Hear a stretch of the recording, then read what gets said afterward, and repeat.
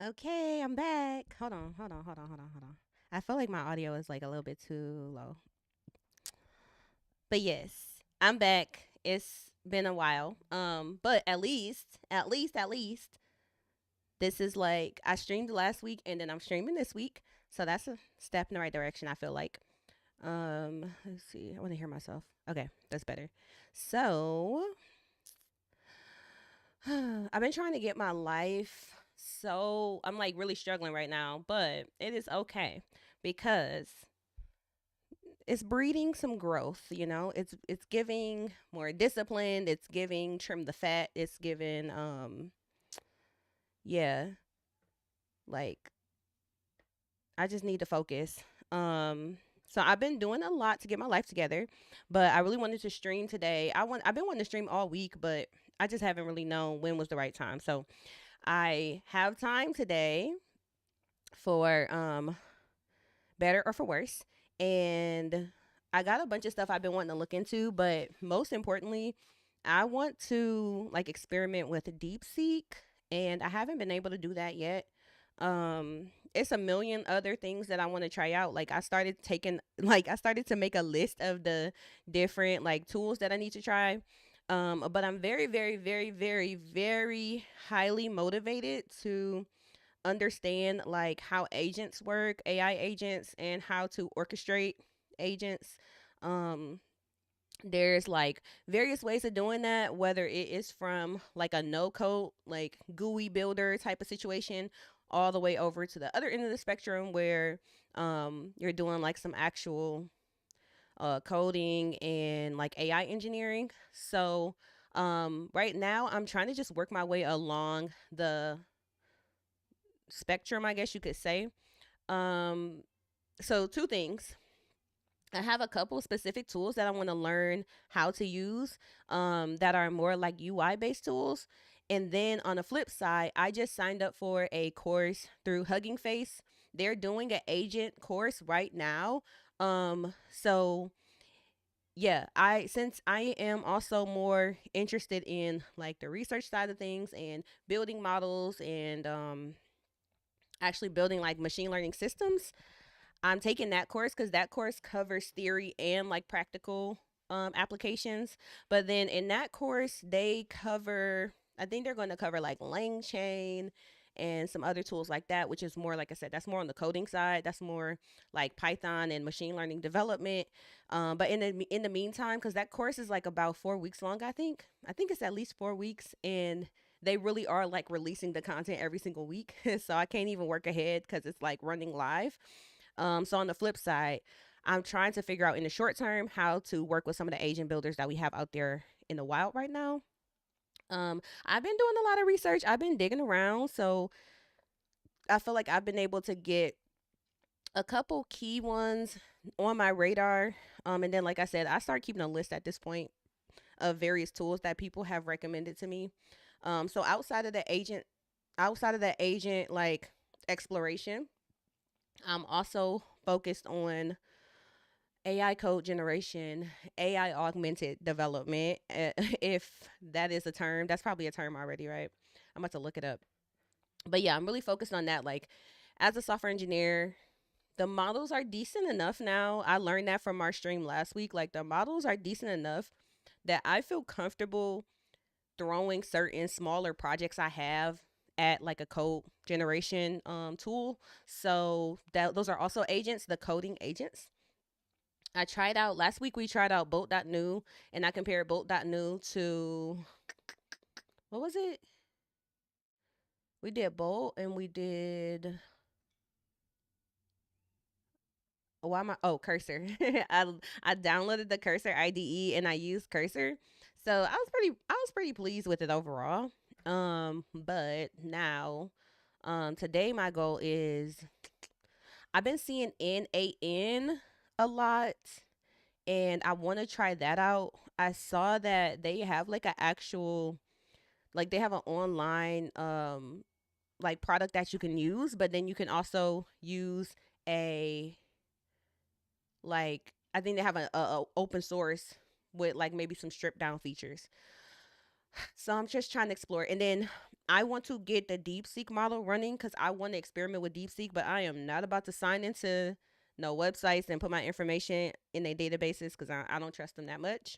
But I do want to try out the models because I don't know. I'm at a point where I have to investigate hype because a lot of times people are excited about something, but it's just following the hype train, and the hype train is so like it's so overwhelming at this point in AI.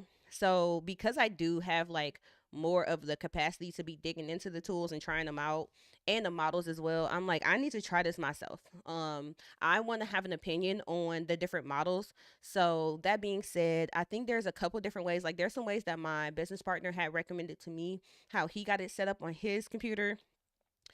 He said he used Olama. Like, I should be able to brew install something, brew install Olama. I think so. I'm gonna try that out. He did not like direct me in towards any documentation at all. He just showed me like quick little demo, brew install Olama. I think, and then I should be able to figure it out from there. So I'm gonna try that. And then I also got a recommendation for something called LM Studio. And then on the flip side, I also got I from what I heard from somebody I was talking to, they said I should be able to connect a instance of DeepSeek in Cursor. So I got plenty of stuff to explore. Then on top of that, to bring it all the way back to how the rest of the world is going right now, there was the AI summit in Paris this week, and I have been trying to listen in on those like speeches and presentations, but I just haven't gotten through them like in any significant way yet. I think the second day was the one I was really trying to start with. The second day is I want to say it's like 2 or 3 hours worth of um like speeches and things like that. So I'm doing my best to keep up with the like how the industry is going and how policies are going because this is really like a big shift in our economy. It's a big shift in like our whole world, and I don't think like a lot of people are paying as much attention as I would hope they would be. So but I get it. It's like hard. It's hard to keep up with all this stuff. So I'm like, I'm trying to find a realistic way where I can keep up with it and I can actually start to help distill some of that information down for those that just don't have time to be diving into AI 24/7 because you have other jobs and other things that you need to focus on. So that's where we are at now. Electric Bob, welcome in. Welcome, welcome, welcome, welcome. I'm just about to get my life. Justice may or may not take a nap. He's like set up to take a nap right now, but he may or may not go for it. So we shall see. Um, but I'm gonna keep an eye out for him. But I think I just checked on him before, so I think he's gonna be okay for now. Um, I am slightly hungry, but I'm probably gonna make a shake because I haven't had one today, and go from there. I don't want to have too much more caffeine, but I might refill this just a little bit. Maybe like halfway with like a half a scoop because I want to say I already had like a scoop of G Fuel earlier today. And yeah, at some point I only had one quick meeting that I had to do today, so I already got that done. But at some point I need to have like a meeting with my business partner. Like we need to have an actual like let's get online and like work on some stuff together. So I'm trying to also prepare myself for that because I think right now I have a better handle on some of the different technology that we have, and I have like a better sense of what's the practical like services that we can provide, right? Because he and I are both like technical. So as somebody that does contracting work and works with like clients, I need to figure out where the money is at. So that's what we on right now. Um so yeah, oh, happy Valentine's Day. I need to put something like Valentine's themed on the screen because it is Valentine's Day. Um let's see. Hold on because I got too much going on my screens, but I want to be able to see this. Um Let me get like a little jiffy or something.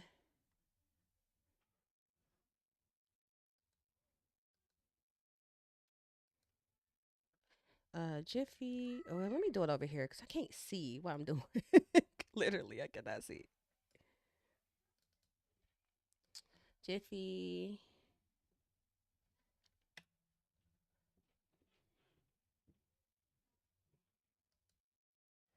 Oh, I was about to say that start recording. And another thing was I had to make sure I had space on my computer to record. I'm lagging. I'm lagging. Hold on, let me close some stuff because I got way too much stuff open. Like way too much stuff open. Mm, mm, mm, mm, mm, mm, mm, mm, mm.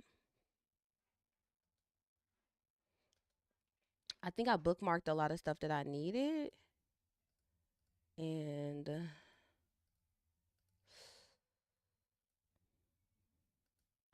then I don't know if it's gonna be today or tomorrow, but I'm definitely about to have a gaming stream too because we haven't had one in a minute.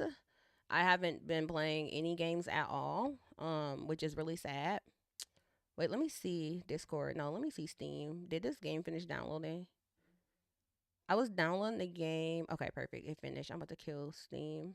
But yeah, I had to move a bunch of like I had all my streams from last year still on my hard on my SSD on my computer, and it was going slow, like slow.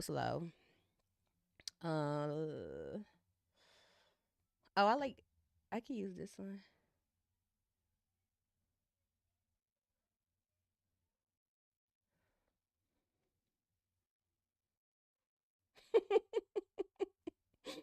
Mm.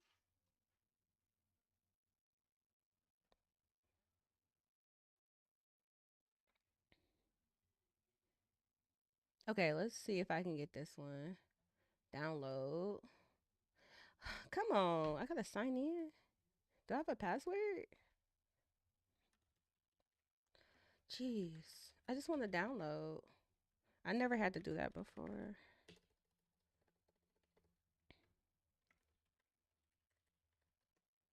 Okay.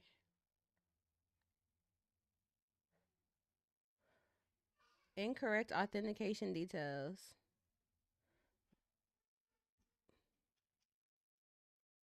Um,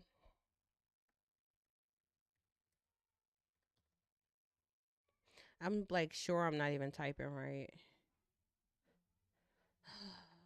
Why you want to make my life hard?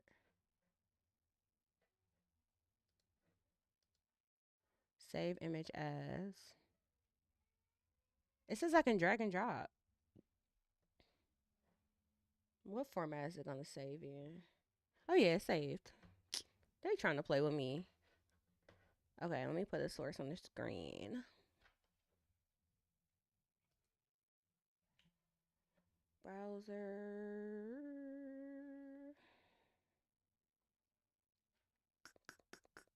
Image. Valentine.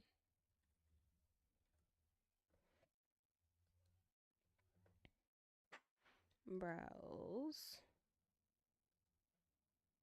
There we go. That worked. And then plus it can cover up, like y'all can see my monitor right here. It can cover that up. Come here.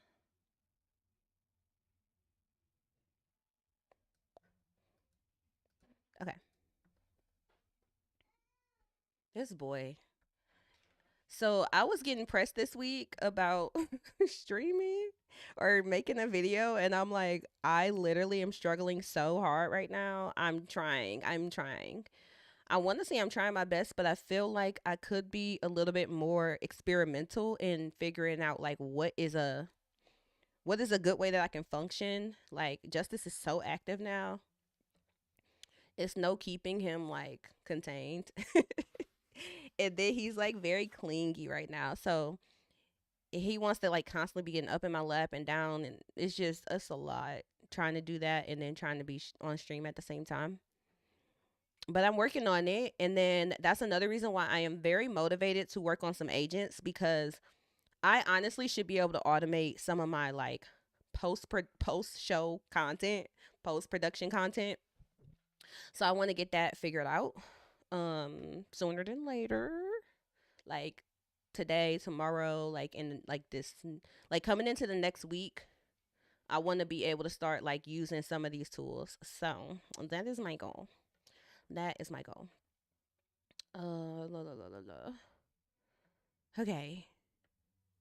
I'm a little nervous of putting too much information out into the wild. We can keep Discord up though.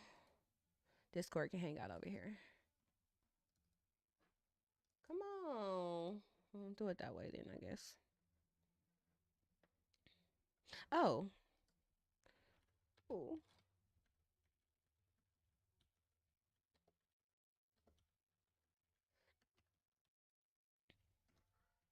Jiffy, I didn't say happy Valentine's Day in the Discord. I'm working on Discord. I'm working very hard on Discord right now.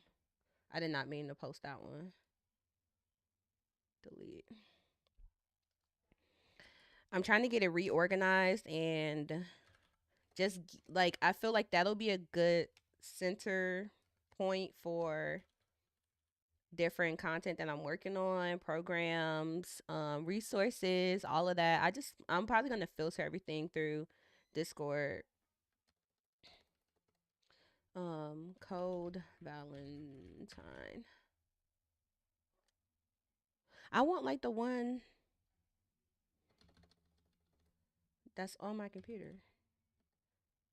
Oh, you can have more than one option when you search. Hold on, I didn't know that. Can I just?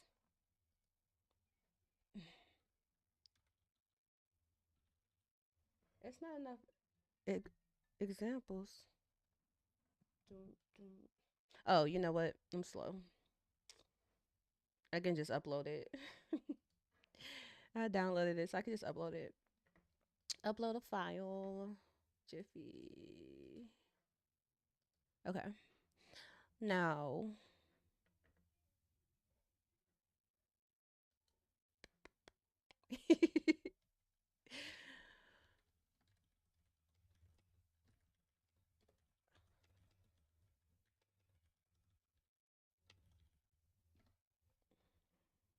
all right.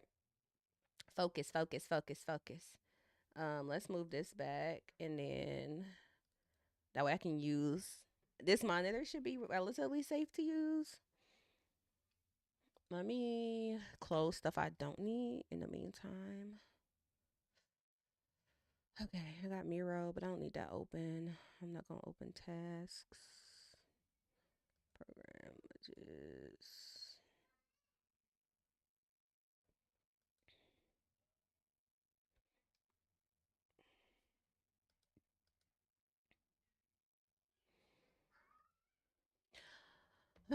Oh, and there's plenty of other stuff for me to keep up with. I've been saving a lot of stuff in my like watch later for just different AI topics that I've been wanting to get caught up on. So I have an endless queue of things to consume.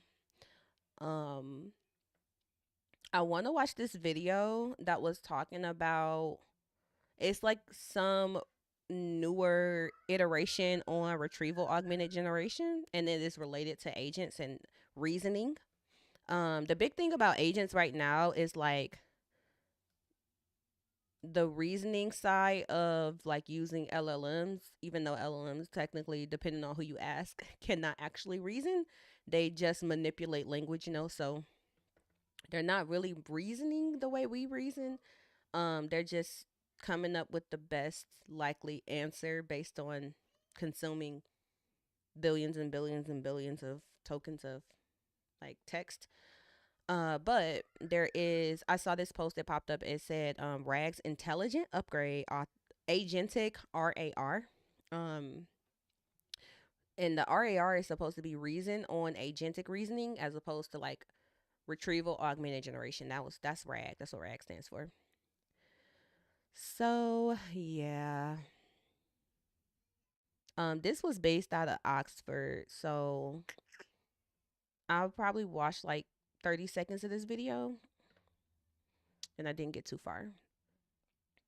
So that's on my list. Let me see, let me see, let me see. I just want to make it safe to share my screen. Any other windows I can kill? So much stuff open. I'm gonna put this over here for a second. Close, close. You may be wondering, why wouldn't you do this before you got on stream? Don't ask.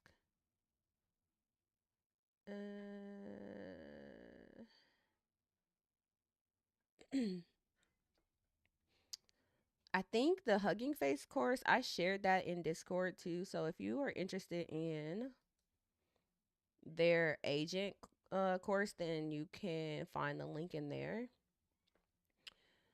However, when it comes to the agent course, they do recommend for you to have, I think the first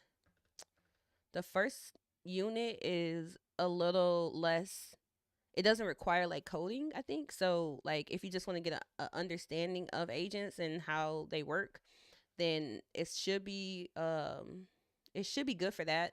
But otherwise, they do recommend for you to have some Python experience, and also if you don't have experience with like natural language processing and like working with LLMs yet, then they do have an NLP course, and I do recommend like any course from Hugging Face. But those are the two main like technical things I'm going to be consuming for now.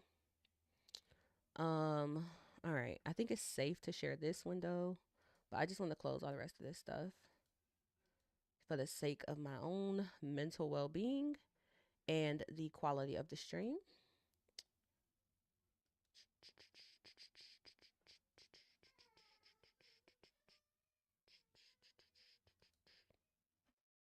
What is he doing?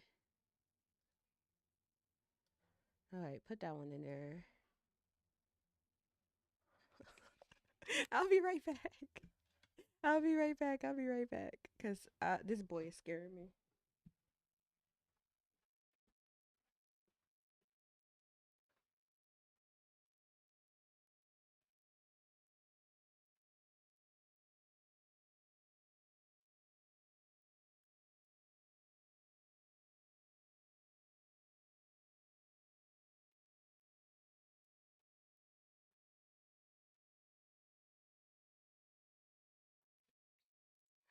Okay, he was bumping around, but he is minding his own business, so I'm going to leave him. All right. Okay, it's safe to share my screen now, I think. Hold on, let's just be safe. Where is studio mode? Right here. Ooh, I envision a world in which I don't run my own streams. That would be awesome. Jason Odenberg, welcome. I'm looking at some AI stuff today, but definitely always in love with JavaScript. Actually, we did a little bit of JavaScript last time because I used the when I was testing out the AI code generators, we built uh, like a stream overlay, and that was built in JavaScript. Let me see. Mm-mm-mm-mm-mm-mm.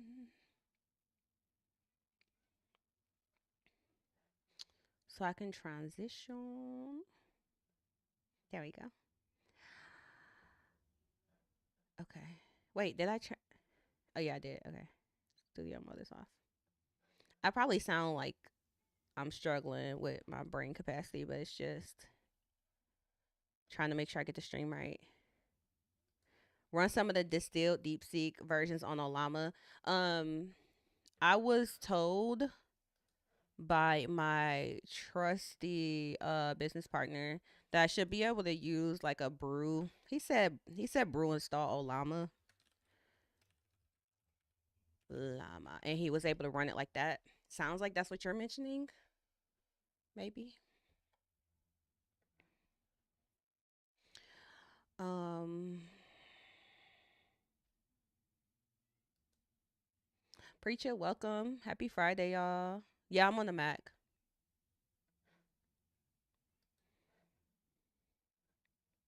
Yeah, I saw Aisha's been streaming. I already be off the computer. I already be off the computer. So I gotta try to catch one of her streams because she been streaming late. It's late for me. Oh, but it's no big deal. It's no big deal. I'm on a Mac. I do have a PC under my desk. It's not hooked up for me to cast my screen. I'm gonna reset that soon because I did have it set up like before I moved my desk around. I did have it set up to where I can stream from both devices, but I prefer to do my coding and everything on my MacBook. So, but my MacBook is M3 Pro. I got an M3 Pro chip, so I should be able to do some decent stuff. But I'm also interested. I'm like really curious about being able to like how much compute power I really need to run some of these models. Like, what's the smallest devices I can run certain models on? Because I want to start building, like, I just want to start building some different projects that I know I could build a POC for. I know I could actually build like a practical kind of like home assistant right now.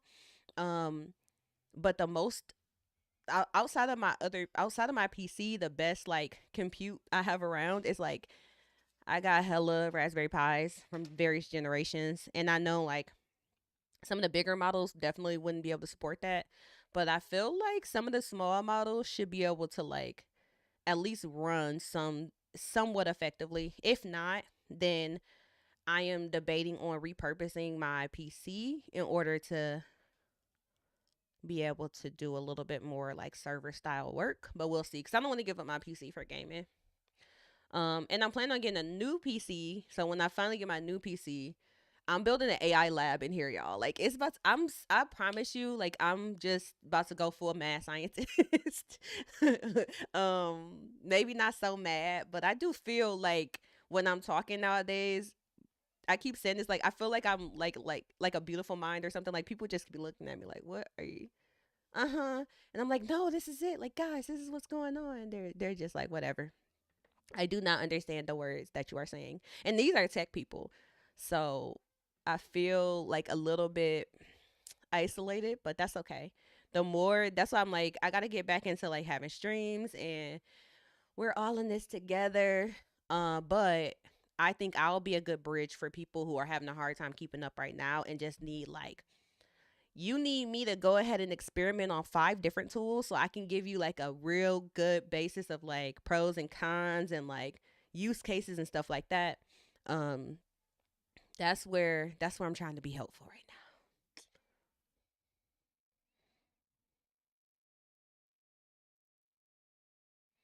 8 gigs of VRAM for 4-bit quantization. Um,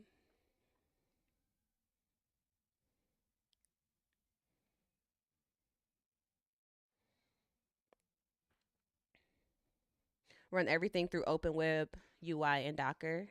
Okay. I just realized you did move your desk in. Yeah, I did move my desk. Wait, I moved it in the last stream. It was right here too. But I also moved the camera. I moved the camera over to the side again, just because when I my desk was facing this way, like that wall. So I shifted to the right, but the corner that I have like a bunch of stuff in is now behind me. So instead of using my camera in the front, I was like, I'm about to put the camera off to the side. Plus, I want to keep this desk in my backdrop. So I'm not ready to move this desk behind me yet either. So they'll probably change up maybe one more time, or I might leave it like this because I kind of do like this. I usually a lot of times I've had a side angle. But sometimes for recording videos, like for YouTube, the whole YouTube setup, like I prefer to have a straight on shot. But it's just always a work in progress, okay? One step at a time. Not sure how a Mac does it have a dedicated GPU. I do not speak hardware at all. So I have no idea for real, but I don't know. But I'm learning more now. I have no idea. But my business partner, he has like servers at his house. So I'm probably gonna be like using one of his servers for a minute. For anything I need more like high capacity, but just to experiment with the actual model itself and maybe run it through, run some of my IDEs through, or like code generation tools through specific model that I have running. I'm trying to keep it as simple as possible on the setup side.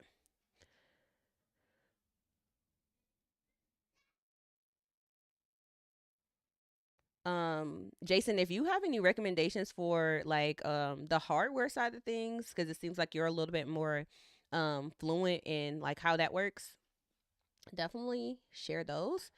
Because like I said, I'm not really a hardware person, so I do not understand like from what I heard and what I've like been like I've been researching into like the whole claims of DeepSeek and how it's supposedly, better than all these other models, or it's comparable to more expensive models. But I also heard that they were like they were like they were all the way down to the hardware level, like machine code optimizing when they were building that model out or training the model. So I want to know more, but that is definitely not my specialty at all.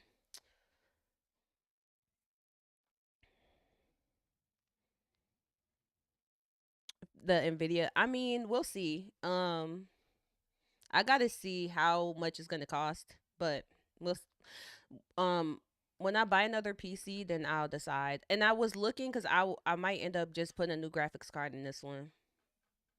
So I do take the references and referrals, because at the end of the day, um when I bought my PC, like I just kind of knew what I wanted and I bought it. I did not put my PC together at all. So this would be the first time for me to be doing any upgrades and changing out parts myself. I'm fully capable, but at the same time, like I said, I don't know anything about CPUs and GPUs besides what they do at a high level. Um, and obviously, I know Nvidia is like kind of cutting edge right now for the chips that they're building. But other than that, I have very surface level knowledge on the hardware side. 3,000 for the just for is a graphics card.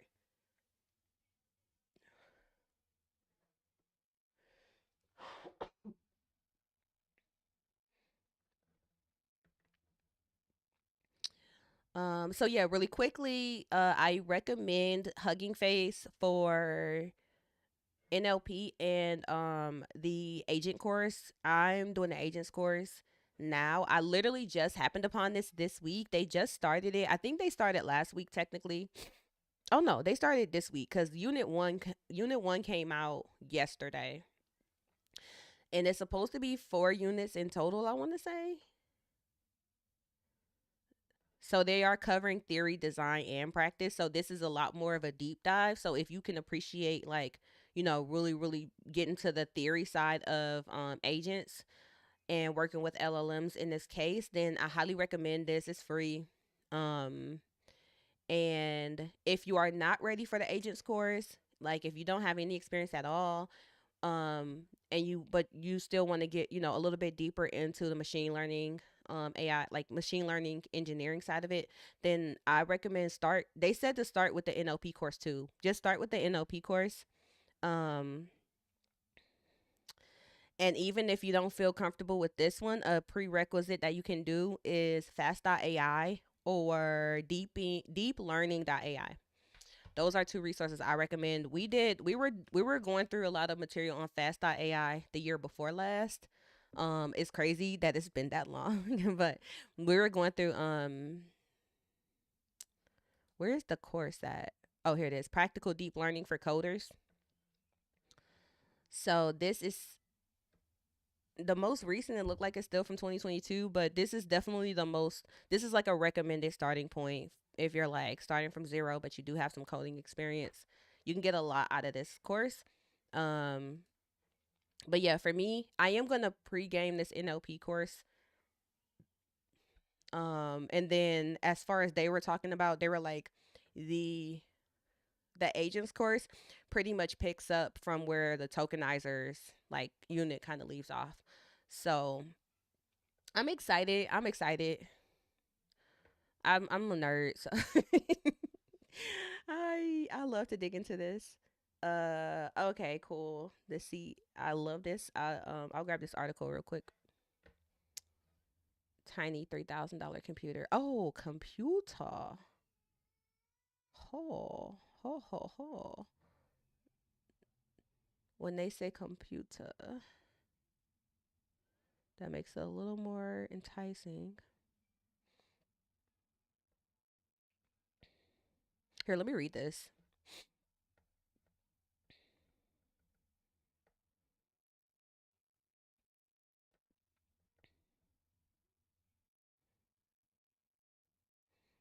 Project Digits, personal AI supercomputer for researchers and students. Ooh, that sounds like me. That sounds like me. Hold on, I can't see everything on my desk, y'all. It's kind of weird. Hold on, let me see something. Don't you want to go down there? I can't see everything over here. That's better though. All right, NVIDIA CEO.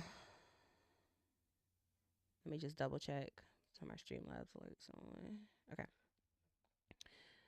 NVIDIA CEO was greeted as a rock star this week.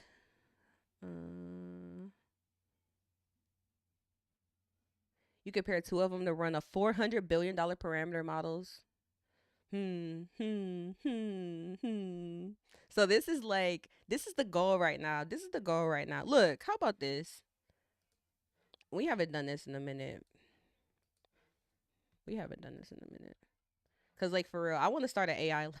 I want to start a nice little AI lab here in my office. Um, TV.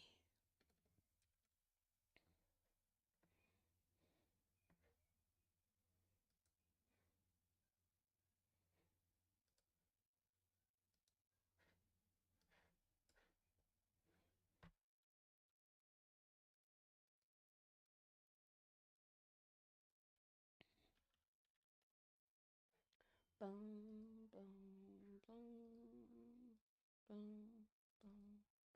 And the AI music got so much better, right? I'm like jamming. I'm like jamming. I swear, I love it so much. It's good for like just in the background, in the background. Do I got tags on my stream, y'all? Hold on, cause I haven't looked at my stream, my Twitch stream from the other end in a while. Doom, doom, doom. Make tons of tracks on it. So we are going to get some like personality, like AI personalities into the stream first and foremost. But the other day I was like, I really want like I want the bot to be able to just make up songs on the spot. And I don't know if like I know there's a lot of services that will do the generation for you, like the song generation, or like you can use Chat GPT maybe to like generate the lyrics, and then you still need like another service that will generate the song. And I'm like, if they got like an API, I started looking like for a hot second. I want a automatic like song generation for the stream.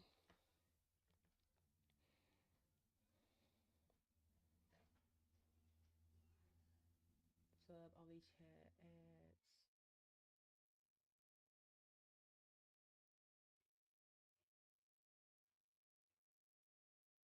How do I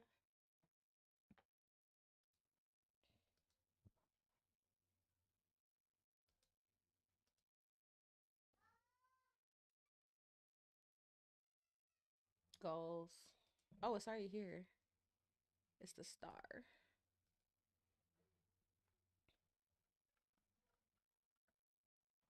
Oh, I can't do it on here.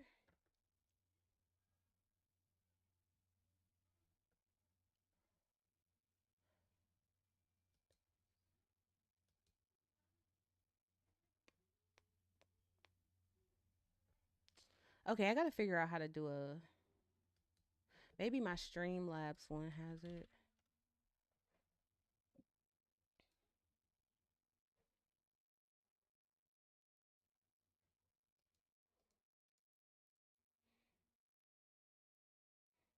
Can I use my yeah?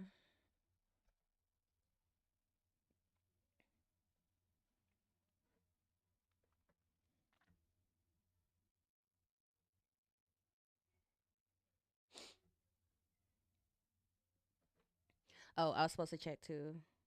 Oh yeah, I do have. Am I in the right category though? Is this what our category look like now? Oh yeah, it is. Okay. We keep getting new icons for our category. I was confused for a second. Let me see. Um.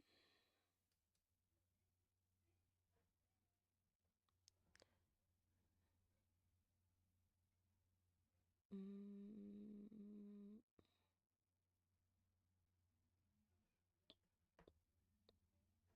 Tip page, tip settings.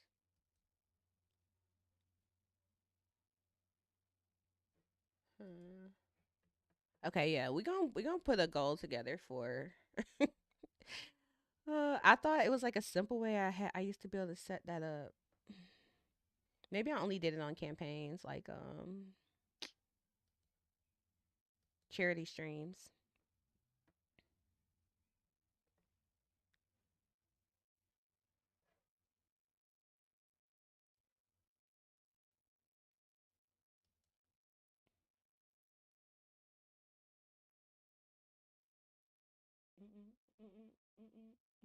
Okay.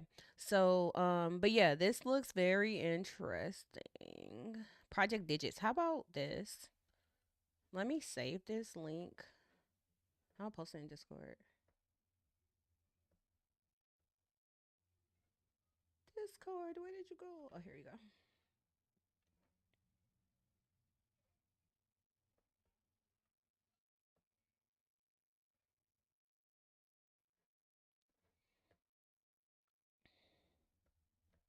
What happens to that AI stuff?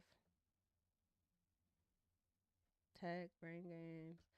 I've been trying to reorganize this and I feel like I'm confusing myself with how stuff is set up. Let's move that up. I'm gonna move this down below this. That one there. Okay.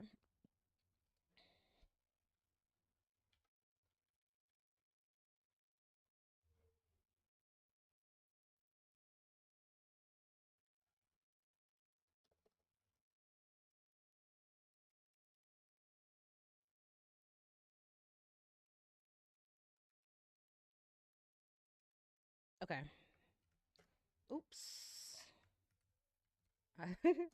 See, I was about to lose the link that fast. Hold on. CB. Okay.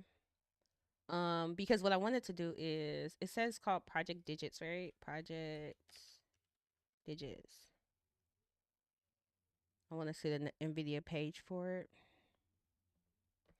Oh, and they tried to make it look interesting too. Okay.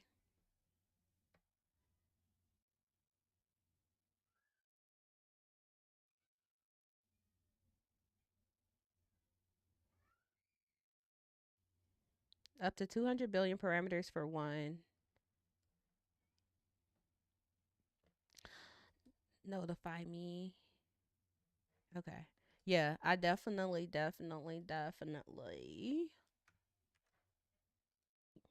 I have that saved in the memory bank now. Once it makes it in the Discord, it can never be forgotten. Okay. So yeah, if you are very new to the experience and you want to get into machine learning like engineering, um you could start with course.fast.ai or you could start with deeplearning.ai. Both of those are I highly recommend. Deeplearning.ai is more courses. They have more options and they have different tracks as well. Um, deeplearning.ai tier. So I do recommend that. And then on the flip side, like I said, you could do fast.ai. Fast.ai is really, really good. It's really easy to set up and you can do all of this for free. And then you could go to the NLP course from Hugging Face. And then after that, you can go to the agents course for Hugging Face. So, like I said, the agents course, this is brand new, so it's running right now. Um, I have not done my material for Unit 0 or Unit 1 yet. So I'm going to be doing that probably over this weekend. So we'll see. I might start doing more streams. Once I start getting into studying, I might, I have more time to just be sitting at my desk. But right now, I'm trying to figure out my schedule and what works best, like working around my very, very, very, very, very rambunctious 2 year old. And then one thing I want our image from, hold on, I want this. There we go. We gotta keep the festiveness up. You, I want you.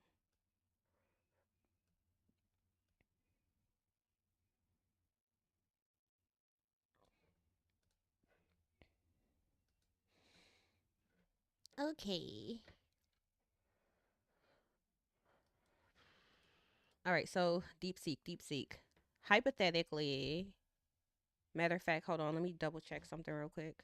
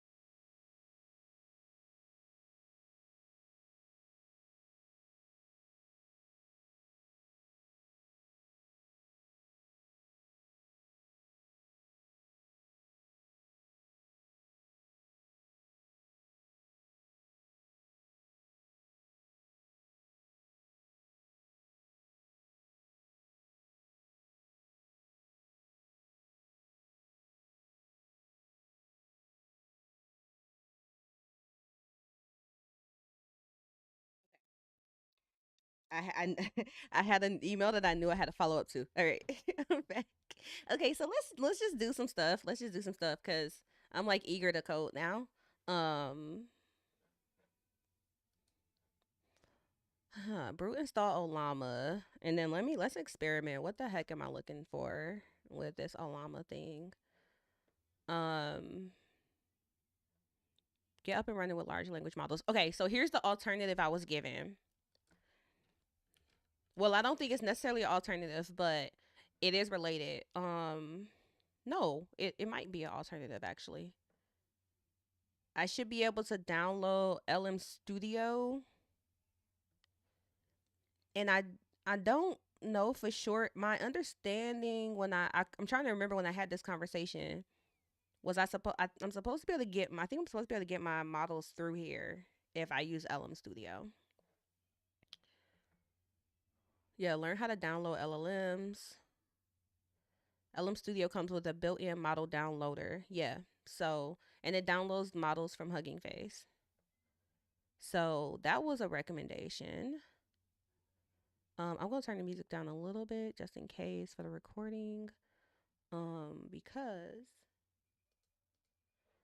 I'll definitely as much content as I can like kind of repurpose and like polish up, maybe cut down and make like smaller videos. I will be doing that for YouTube.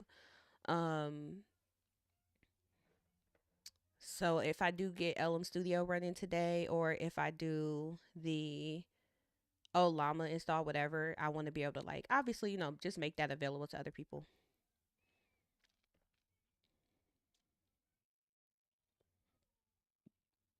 I'm scared about down. I didn't think about this part before. I'm scared about downloading stuff on my computer right now while we're running, but tis what it is.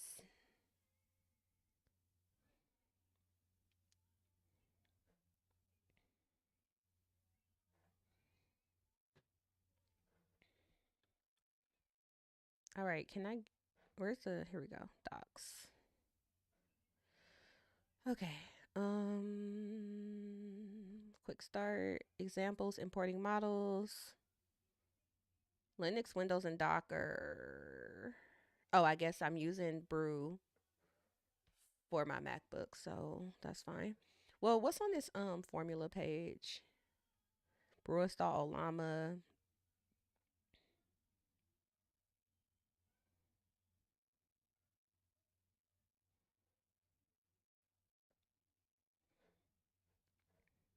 So I should be able to brew install Olama, and then if I get that running,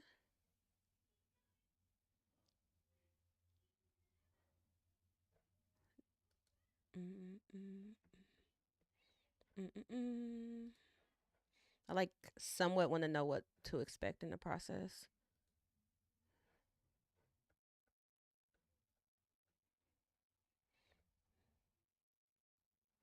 Oh, that's the actual download for Mac. Okay, I gotta get better at Docker. It just be so much like computer science is such a broad field to run in chat with Llama. Oh, Llama run. Oh, Llama run, and then the model I want to run with. Is that what it is? Llama supports a list of models available on this library. Here are some examples. Deepseek. Which one did he say? I think he said he was running the 7 billion parameter on and he only has like an M1. I think base M1. He was running that 7 billion parameter Deepseek on his laptop.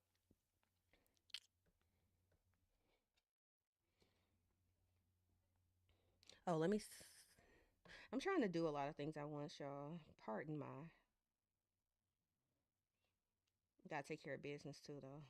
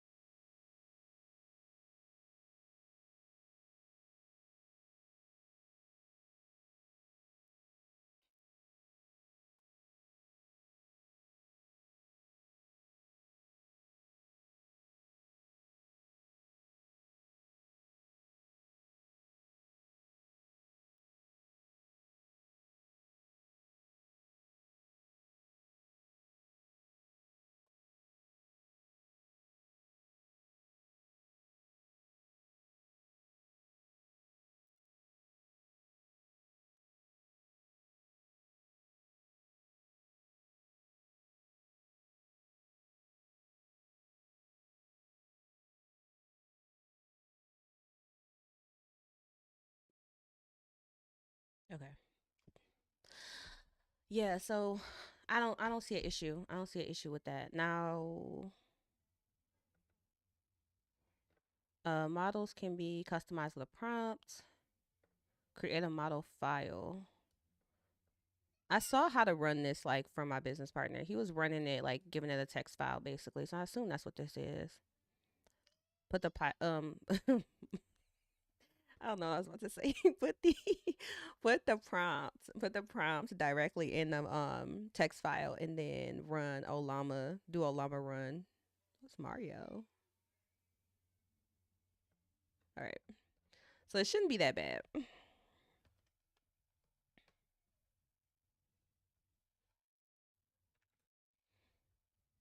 Let me make sure I didn't F up my internet connection. Terminal.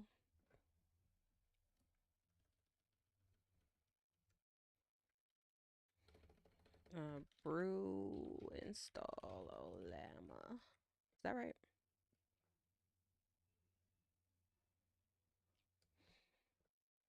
Mm, mm, mm, mm, mm, mm, mm. I wanna like let me see something.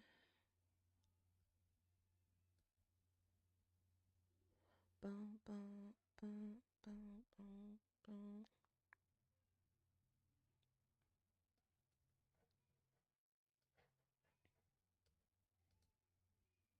Oh, that's not what I wanted to do. I want my terminal. I want to see something. I'm gonna try to do it like this, so that way I can play with my terminal and move those around separately on the screen. Hold on. We are incrementally improving. This is studio mode, right? No, scene filters. Okay. I am incrementally improving the stream setup as we go. So sometimes if I need to just make a new source or something, I'm just gonna do it in real time, just so I never come back to this like when I get off stream. Mm, I want to screen capture my terminal and do a application capture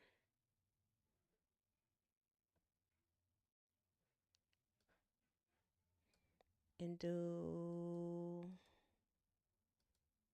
terminal. Say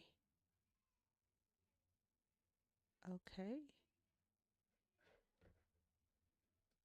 I don't see it. Where is it?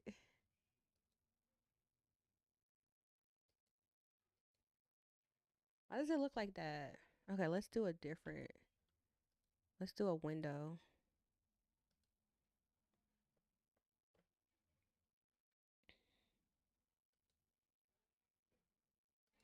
Oh, that's why I wasn't capturing the right window. I'm pretty sure. Okay, I like that better for now. I don't have to cover up as much of the screen. Dun, mm, mm. Oh no, don't mess that up.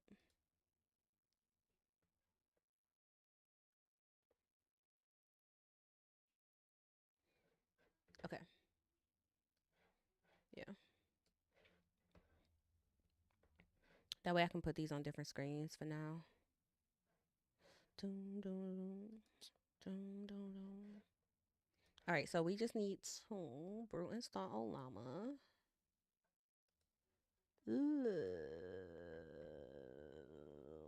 That's it. Let's see how long it takes.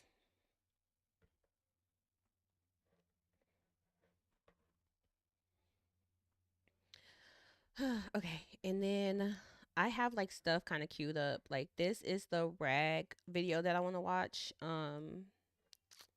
This is a setup I want to explore with NAN and OpenAI. This is like the most straightforward setup I think agent wise that I could try right now. If anybody else has better options, let me know. But I feel like I already have an OpenAI account. I can do a fine tuning job on OpenAI. I want to do a fine tuning job on OpenAI anyways because I haven't done that before. and I just want to like run through it on their system and see how it goes. And then also I will benefit from this because I have enough content personally that I can fine tune a LLM now to like use my, my speech style and my writing style. So I want to use OpenAI for that, and then NAN I'm going to use for the orchestration to create the agent. Then I'll see what I have access to from there. And when it comes to NAN, I can like evaluate like using the, maybe I just want to see like, is the open source, is it like realistic to use the open source version and just kind of host it there, or am I better off just using their hosted version? I don't know yet. But that was a quick install, so I should be able to do some Olama stuff now. Let me see. Go back. Her.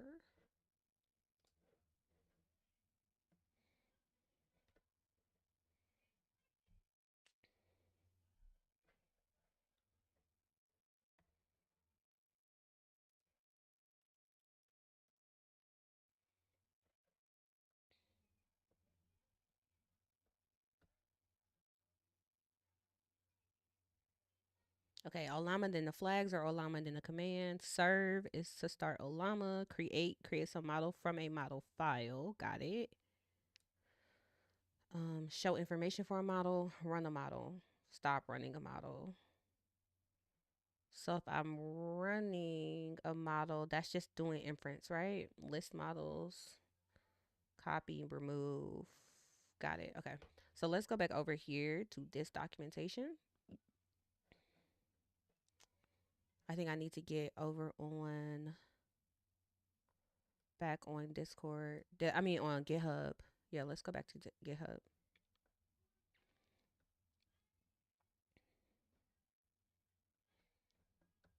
So now that we're past that point, Olama run to run the chat with Llama 3.2. Olama run. Okay, so if I just try to do Olama run, oh, let me see. List models.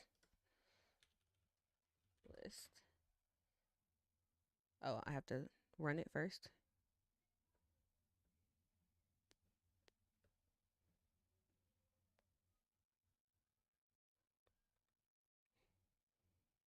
Oh, start Olama. Olama serve.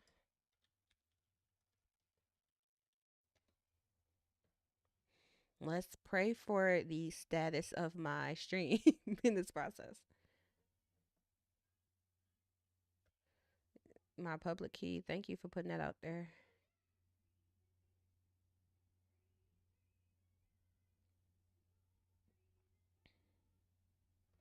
Is it working?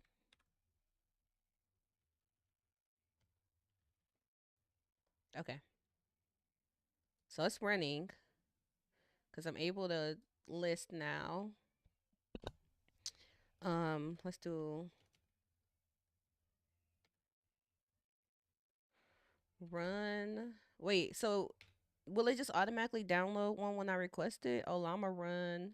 I'm gonna try this, and then if not, I'm gonna go look at the Deepseek page. I think I'm supposed to just do the R1-R1. Olama run. Yeah. Yeah, automatically downloads. Convenience. The convenience factor. Oh, y'all can only see this part. Hold on, let me see if I can swap the terminal tab. That's annoying that it switched like that. Where's the other one? Hmm. Yeah, this is the one I'm on right now. Mm-mm.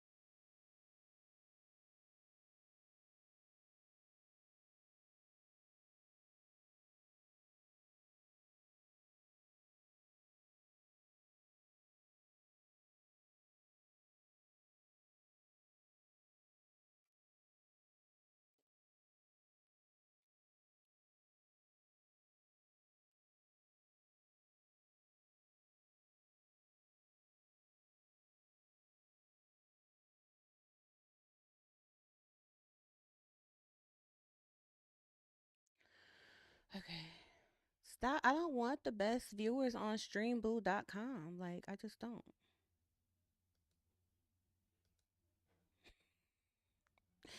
Uh oh, I missed that part. Have you tried refusion? I never tried that. I don't even know what refusion is. Oh, I can send a message now.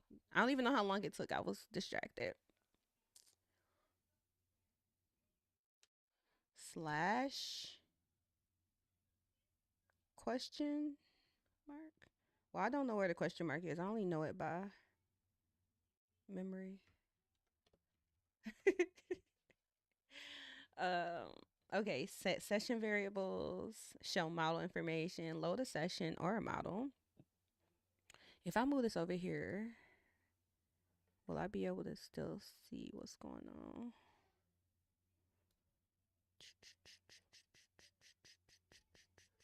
Yeah, okay. That's decent. It's so big, but I want to just be able to see. Okay.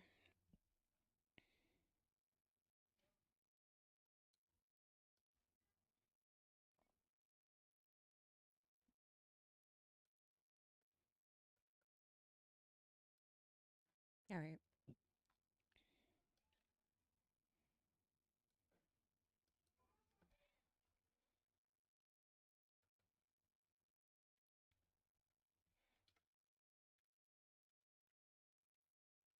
I don't know what to um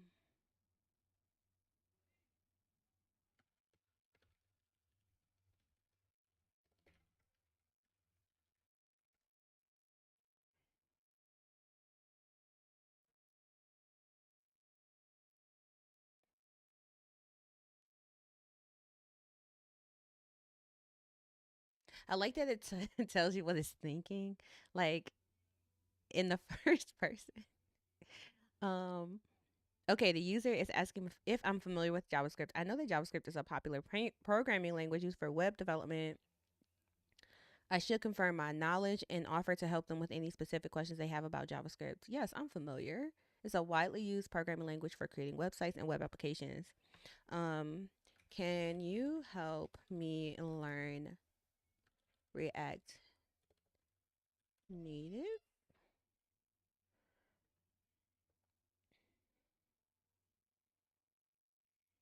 It's so interesting. Hold on, let's see if I can make it bigger so I can see more of the conversation.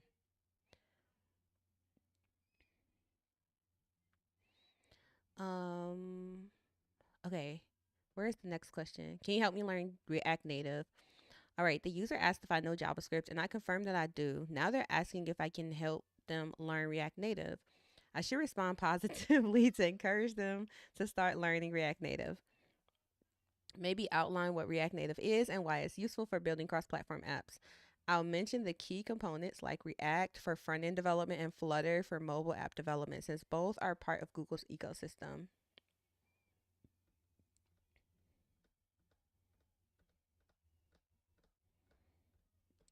It might be helpful to provide some resources where they can begin their journey with React Native, including links to official documentation or tutorials, would be a good idea. Also, ask them how deep they want to go into React Native so I can tailor my assistance accordingly. That part is cool. Hold on, there was something else I wanted to do. I need to check my other email. And hopefully my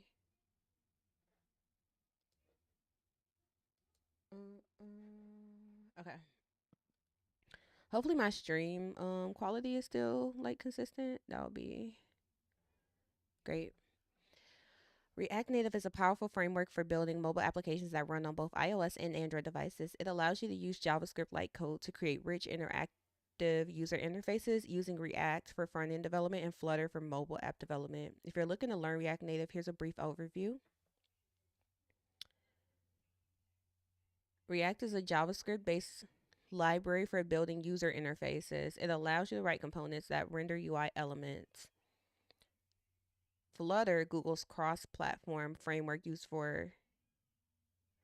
Wait.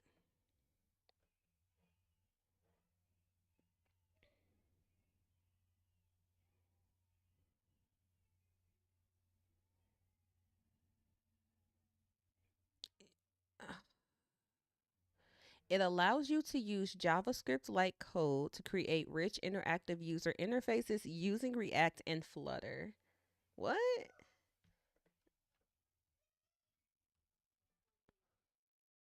Hold on, because I like to talk to these models. Um,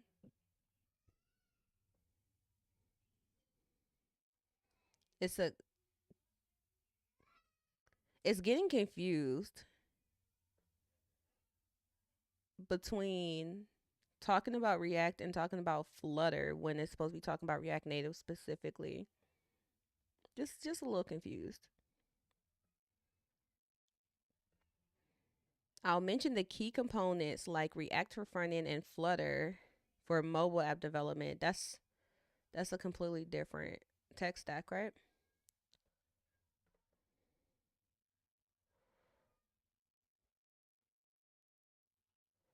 Do people use React? Do be, am I just the goofy here? Like React Native and Flutter. I never heard of using those together. Those are like both cross platform, right? So why would I? I'm pretty sure it's just getting confused. But then do people do React and Flutter? I used Flutter a long time ago. A long time ago. But I'm still pretty sure that that's a completely different framework. They use Dart or something. I haven't looked at Flutter in a long time. Flutter.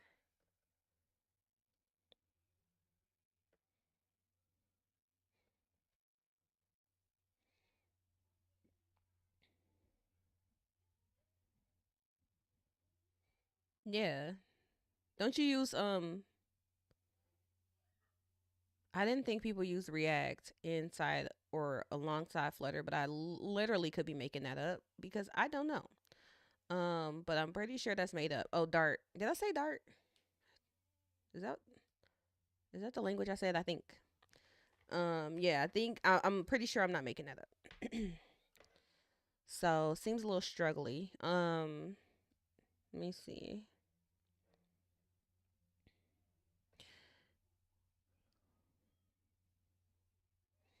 Yeah, so it got the first part right, saying it's a framework for building mobile applications that run on both iOS and Android. But then it says it allows you to use JavaScript like code to create interfaces using React for front end and Flutter for mobile app development. That's not really accurate.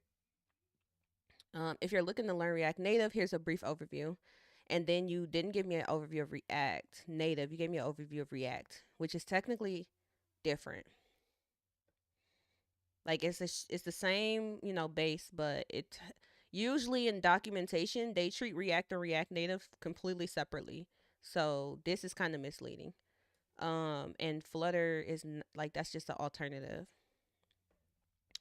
With React Native, we you can create apps that look and function the same on both platforms without writing separate code for each.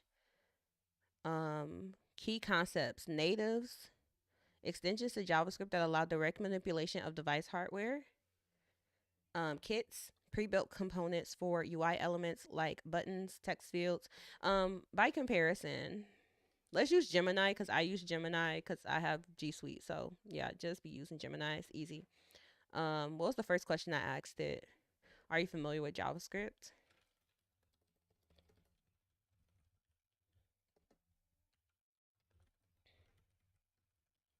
And then I don't know. Can y'all see that? I'll put this one over here. Yeah.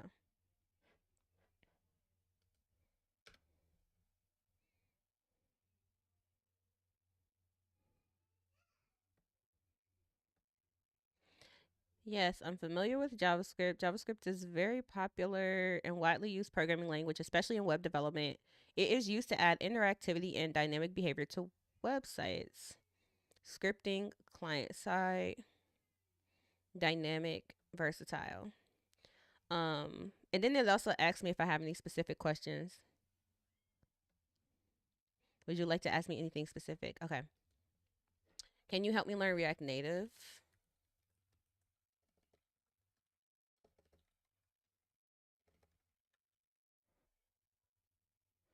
Yes, I can definitely help you learn React Native. I can act as a tutor, provide examples. Hold on, I'm gonna do that. And then let's see. Where's my mm-mm-mm. Change the height to like 650? That's actually on like perfect. Okay. That's better. We can see everything now.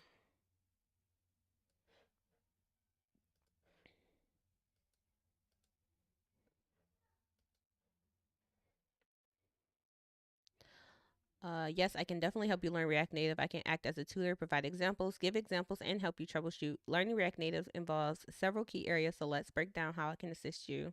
Conceptual explanations. I mean, obviously, I'm comparing like the like most up to date version of Gemini to Deepseek, but still, because this is like practical things that I'm trying to do with the language models. Like, I ask a lot of coding questions. I ask like a lot of high level software development, software like systems or um like comparing frameworks and things like that. Like I ask a lot of high level examples like that. So I do want to trust like whichever model I want to run through my IDE, I want to trust it with being able to be proficient, at least proficient in the basic tools, like the most common tools. And then I know the other, what's the newer model that is supposed to be like better? Deepseek V3 or something like that. Yeah, V3. They got a coder V2. But I don't think I have access to, let me see, what's in the Olama library? And then this is the smaller, like 7 billion parameter model too. So I may be being a little hard on it, like just a slight bit. Oh, they got coder in here. V2.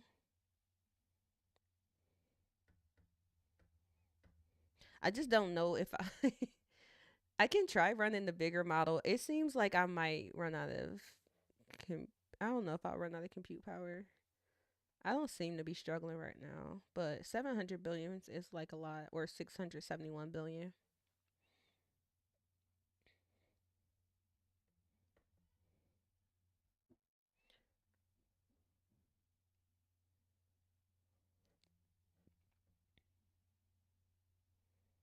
DeepSeek R1, DeepSeek Coder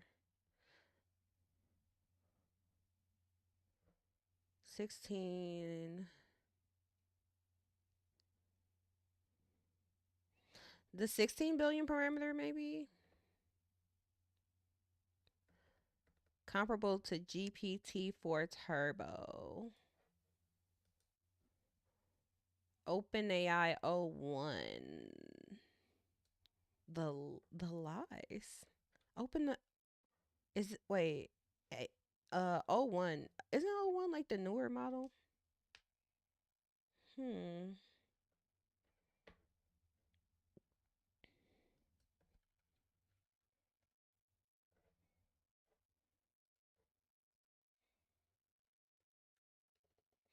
I don't know which one I'm using. What version? What version is? Let's see. Chat GPT. Which model is deployed to the free tier of Chat GPT?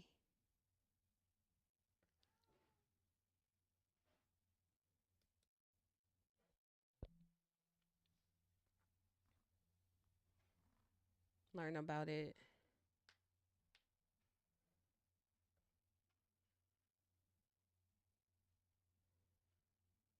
Pricing. Free tier is on 4.0 mini. Okay. Wait. Chat GP. I mean, Open AI models.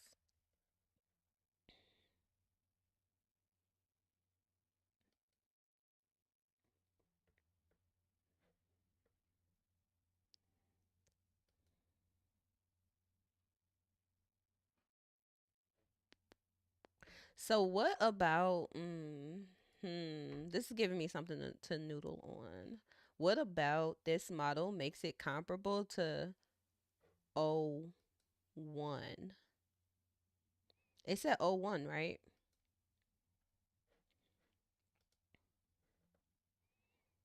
I mean, benchmarking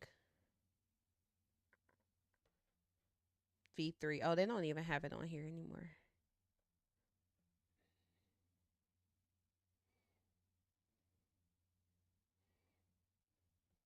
So far, for coding stuff, I've been able to rely on Claude, I guess, in some of the tools I've been using.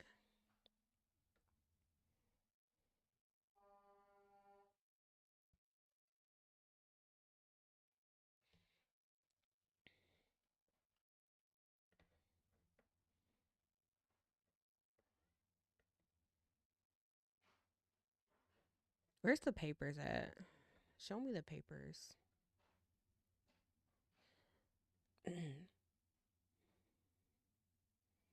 R1.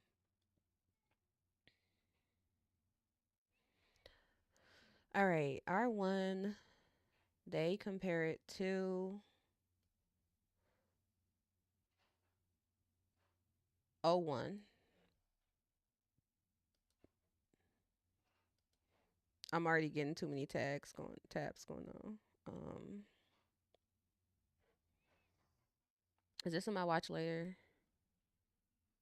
Let's just put it back. I hope I put it back.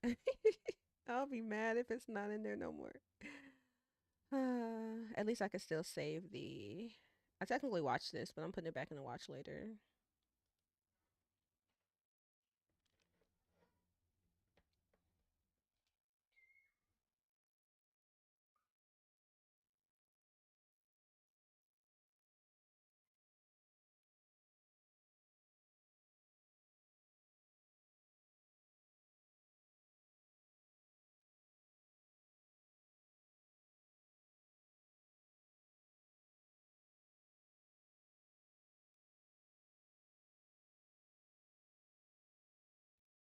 Okay.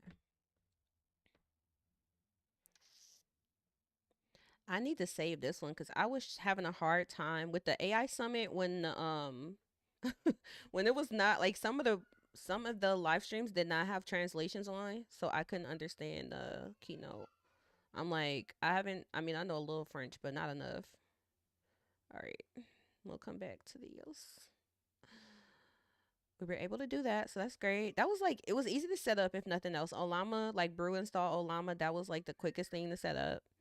Um, I want to try giving it a go on another model, but I am going to finish reading the output from this. But I'm already kind of like, I need a more powerful. There's only R1 on here. Oh no, you know what? That's not true. That's just a preview. They do have the other models. So maybe we could try the Deepseek Coder V2. I feel like the 16 billion parameter might not be that bad. 16 billion, right? Is this 16 billion parameters? 32, no, 32 billion parameters.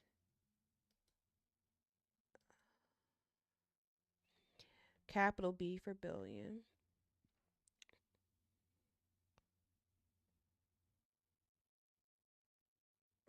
16 trillion tokens. Okay. GPT for a turbo. But did I have a chart for the open AI models? Oh, one is a reasoning model. And then why is it not like it's not moving? I was about to write some French, but it would be nice. A French programming language, interesting. The We're gonna listen to this in a minute. At least I am gonna listen to it. But the intro, obviously, I don't know what they call their. Is he like the president? I don't know what they call their, yeah, French president. Okay. Yeah, but when they were speaking at the very beginning, it was like I had to search around YouTube to find one that actually had the live translations. President, got you. Yep. I just wasn't sure if they call it the president or not.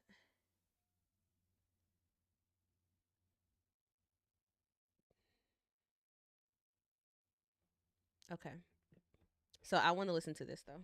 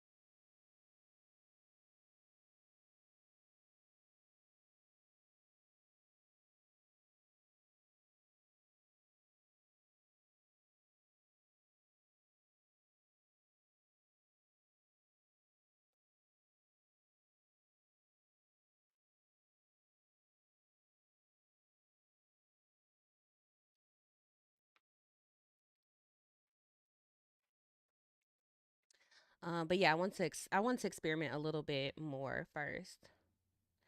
I got a, I was able to like listen to I did listen to the keynote. I think he did the keynote. Vice President Vance.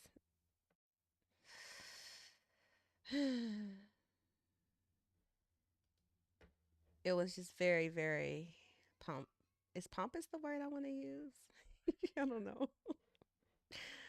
But it is what it is. Like at this point, I'm like, this is beyond the politics, y'all. Like you can feel how you want to feel. You can, vote for whoever you want to vote for. But like at this point, this is beyond parties. This is beyond like local governments. This is beyond like our certain region. Like this is affecting how our all of our countries are even interacting with each other. So it's so weird to watch this process unfold. Can't help but can't help but to just stay in the thick of it when it comes to like I've been watching, I think I told y'all I've been watching um what is it?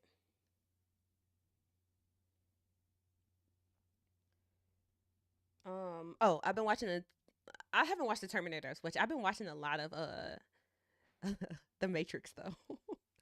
Cuz it's kind of scary. I don't even want to say scary. It's like what's the actual act, it's not the activities that I'm scared of. Like it doesn't like okay, AI is advancing, we're advancing technologies. That's not the freaky part to me.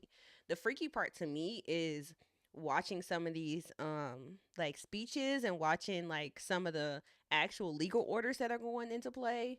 That's the scary part. It's just like this really feels like a chapter out of a book that we don't want to be in. But then on the flip side, I'm like listening to a lot of content from like on like startups and like the AI startup space and stuff like that, because obviously a lot of advancement is being done in the startup space, technology wise, consumer technology and business technology. And when I listen to like the Y Combinator podcast, they are always like they kept saying like we're on the what did they kept saying, we're on the uh, not the happy path, they were calling it the best timeline something like that, like we're still in the good timeline. And I'm like, how do you know if you're in the good timeline? You really don't know. Like you can think there is a point where you probably know you're in the bad timeline, but I don't think there's a that you can ever confirm like yes, we're on the good path right now, because we would have to know what the true ramifications are of our actions in the long term. So let's just hope though that we are still on the good path, the good timeline when it comes to AI implementation in human history.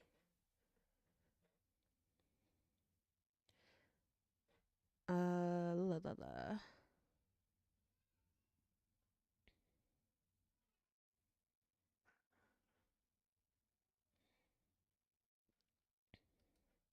All right, we're gonna go for this. Let me finish reading this response because I feel like I don't even want to keep working with this version of Deepseek because I'm not impressed at all.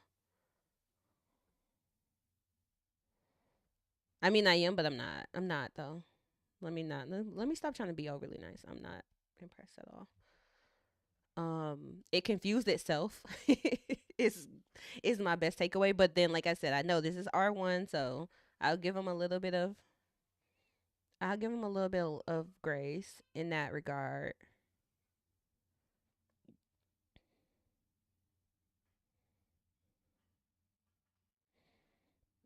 Maybe like with some fine tuning, it will perform significantly better. But I'm concerned that the base level like tech knowledge is not there for me on this model, so I might as well not run this one.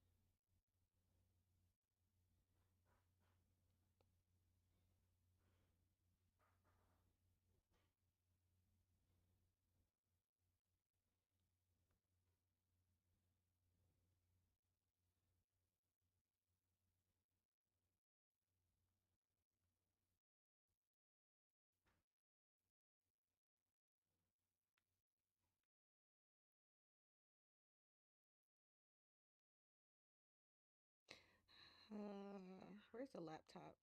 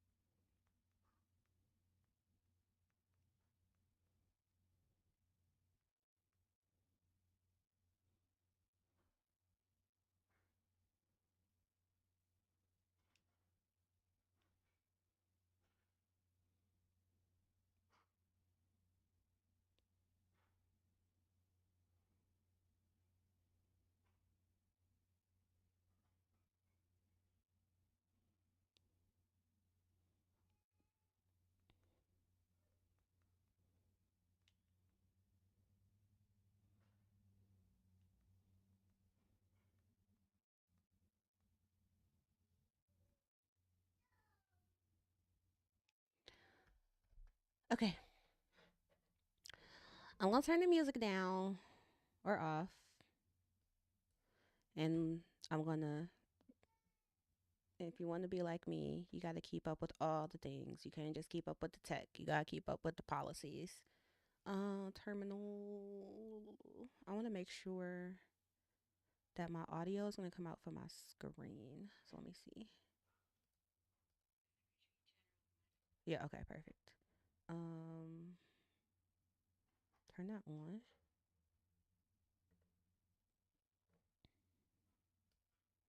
And this one pretty much starts at the beginning. This is technically day 2, and this did have me thinking that I need to get our for I don't know if some of y'all remember, but we have a Notion board.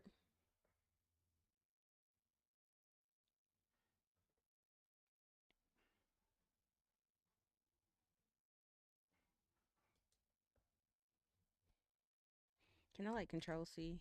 No, control D. Bye bye. Oh, I killed the. No, I didn't. Control C. Okay. That was really, really, really easy to set up, if nothing else. So 10 out of 10 on that. Um, but yeah, I'm gonna start working on the AI ML hub in Notion again, and I'm gonna put this. I need to put this. Is this pinned in Discord? I think it is. Let me see.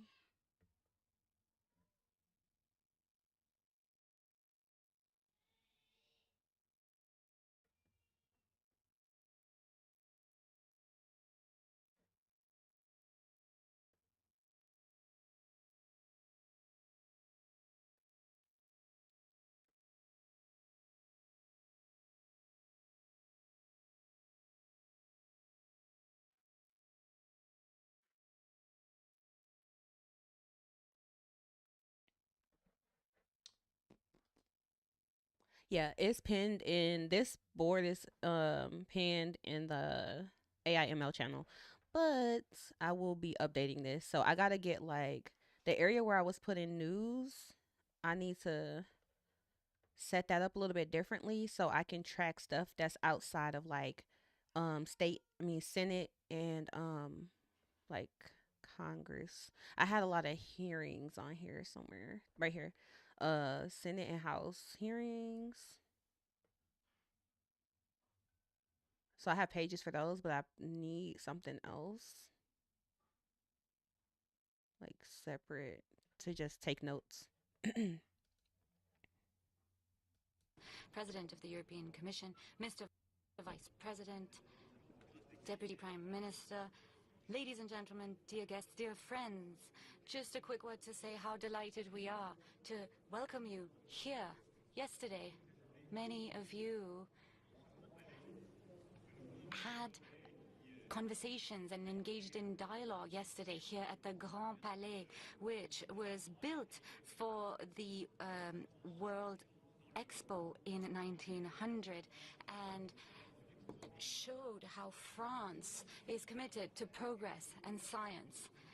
And it's the first time that this newly renovated pavilion, the Palais d'Antin, has been made open once again to the general public. So it was built, this pavilion was built in 1937. It was Mr. Perrin, who was a Nobel laureate for chemistry, and he was convinced that by demonstrating to the French and to the world what science can do, we could convince them to embrace progress and therefore have science serve the interests of humanity. And I think that is our challenge with artificial intelligence, which is to ensure that these incredible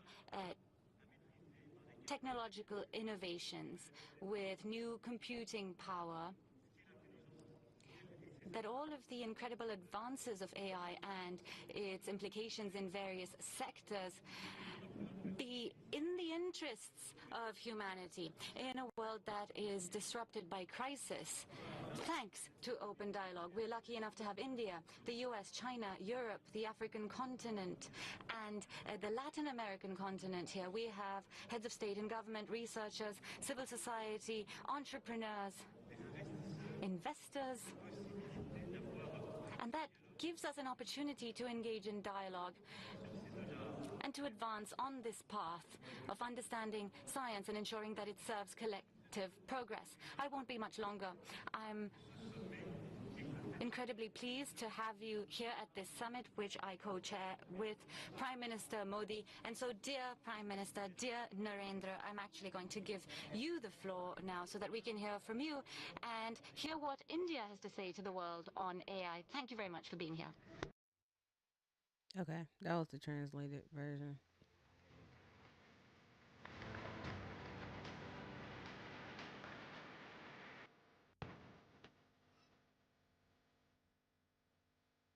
This was live streamed, so like I feel like the audio is not that great.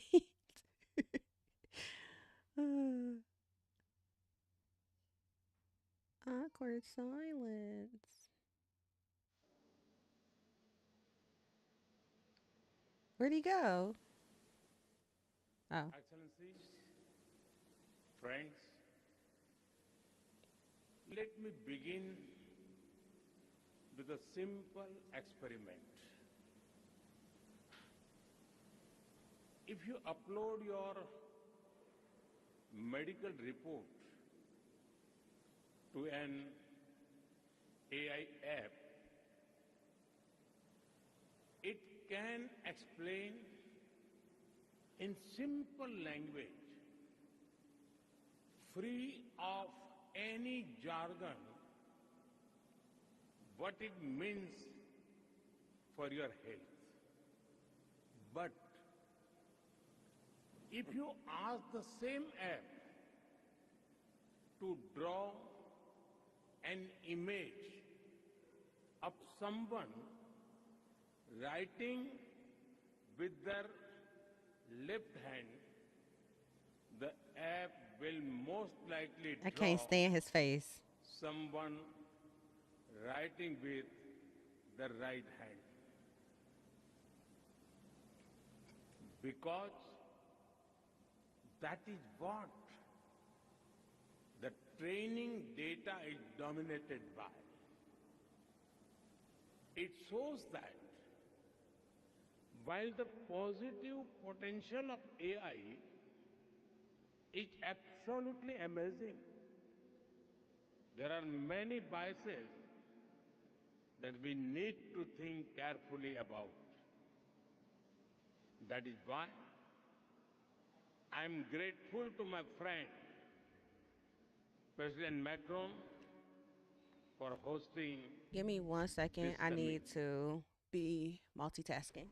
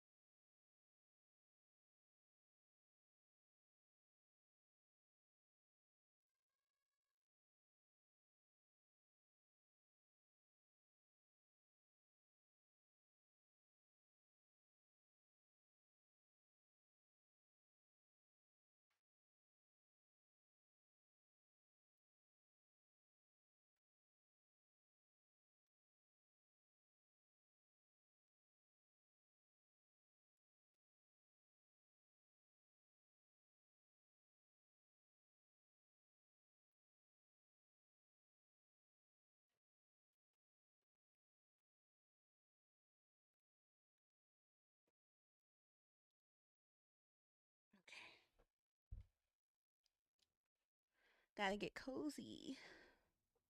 Here, can I do like just a little bit?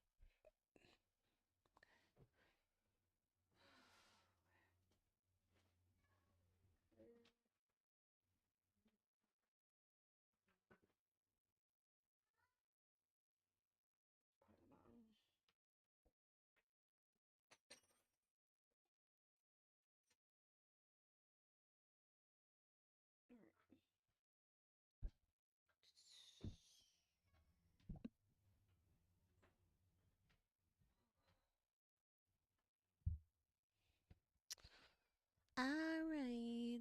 Okay, I'm back. I'm ready now. And for inviting me to co-chair it. Friends, AI is already reshaping our polity, our economy, our security, and even our society. AI is writing the code for humanity. AI is writing the code for humanity in this century. But it is very different from other technology milestones in human history.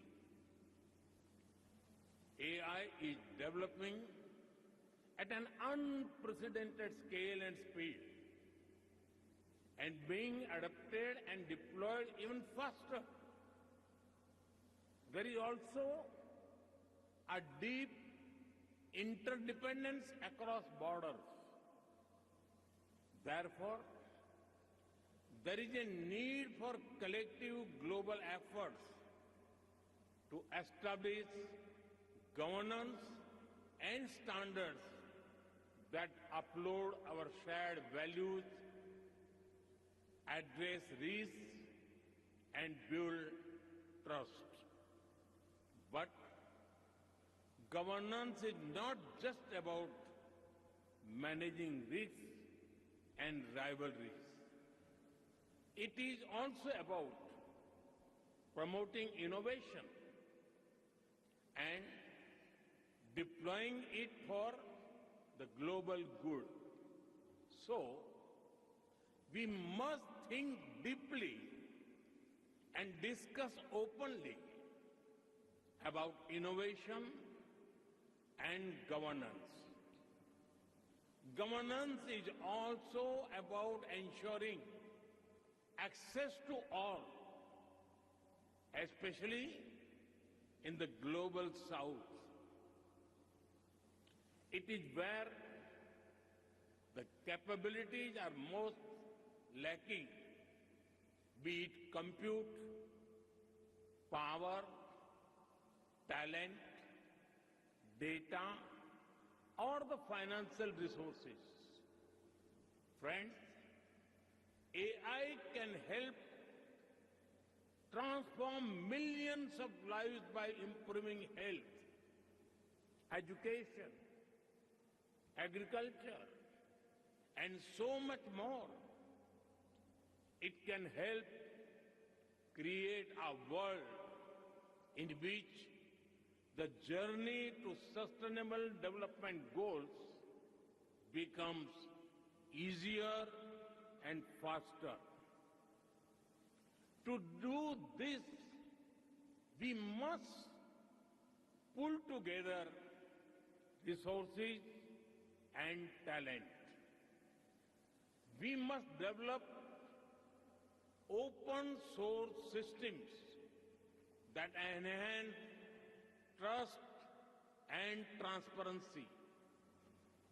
We must build quality data sets free from biases.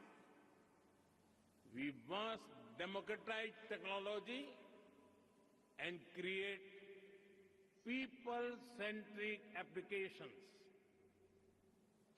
We must address concerns related to cybersecurity, disinformation, and deepfakes. And we must also ensure that technology is rooted in local ecosystems for it to be effective and useful. Friend, loss of jobs is AI's most feared disruption. But history has shown that work does not disappear due to technology. Its nature changes and new types of jobs are created. We need to invest in skilling and reskilling our people for an AI-driven future. Friends, there is no doubt that the high energy intensity of AI needs to be looked into. This will require green power to fuel its future. India and France have worked together for years through initiatives like the International Solar Alliance to harness the power of the sun. As we advance our partnership to AI, it is a natural progression from sustainability to innovation to shape a smarter and responsible future. At the same time, sustainable AI does not only mean using clean energy. AI models must also be efficient and sustainable in size, data needs, and resources requirements. After all, the human brain manages to compose poetry and design spaceships using less power than most light bulbs.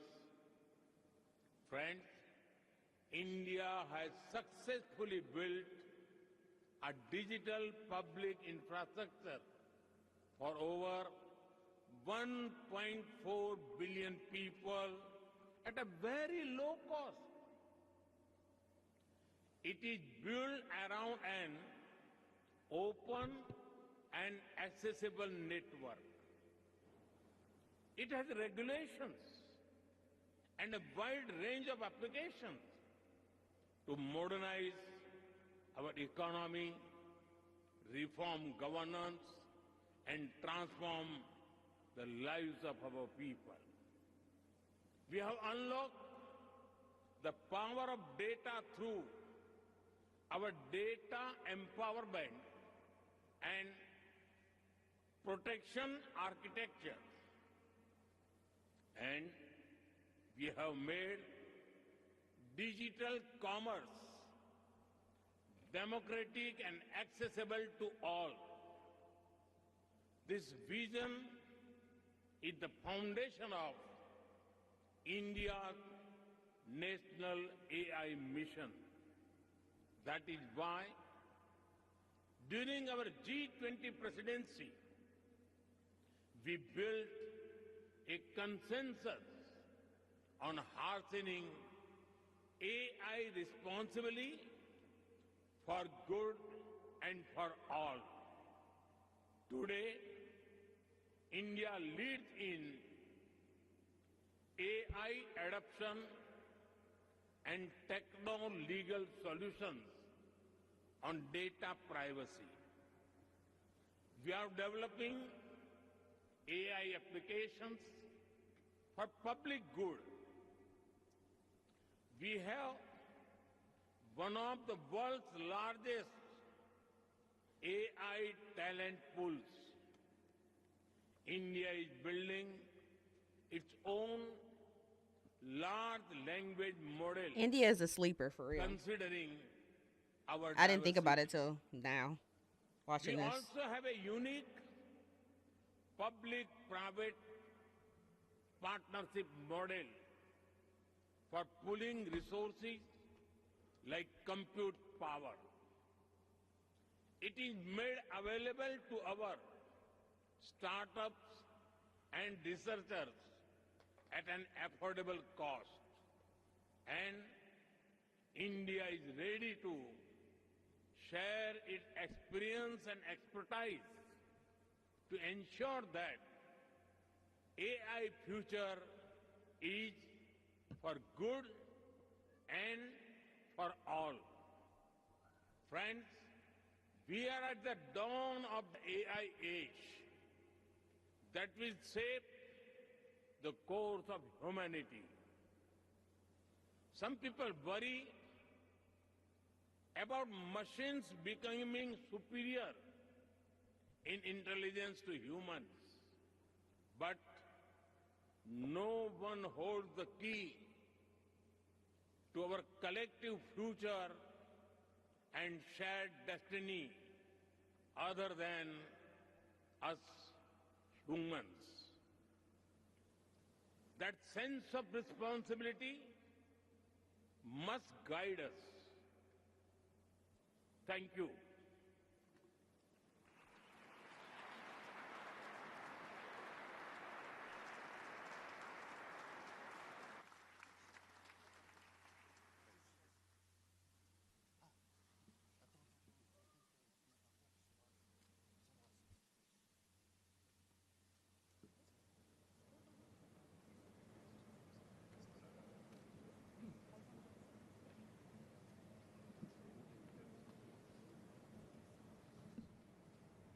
Merci, Monsieur le Président. Thank you.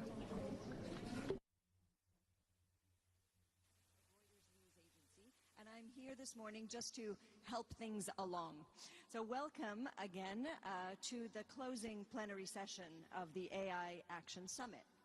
So for the past day, we have been discussing and debating what is essentially the future of our societies, the future of our children, the future of our planet in the age of artificial intelligence. Our co-hosts, President Macron, Prime Minister Modi, have exhorted all of you to push the limits of your creativity, to push the limits of your imagination during these 2 days.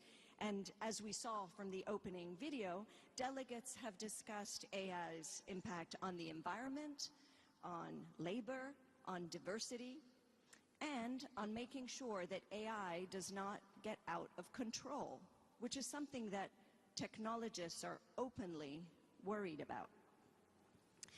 AI has, in the past few years, inspired outbursts of hope, but also of fear. It has attracted an astounding amount of money. In fact, the prospect of another 97 billion just last night, and is setting up epic clashes in business and potentially in geopolitics as well. France and the European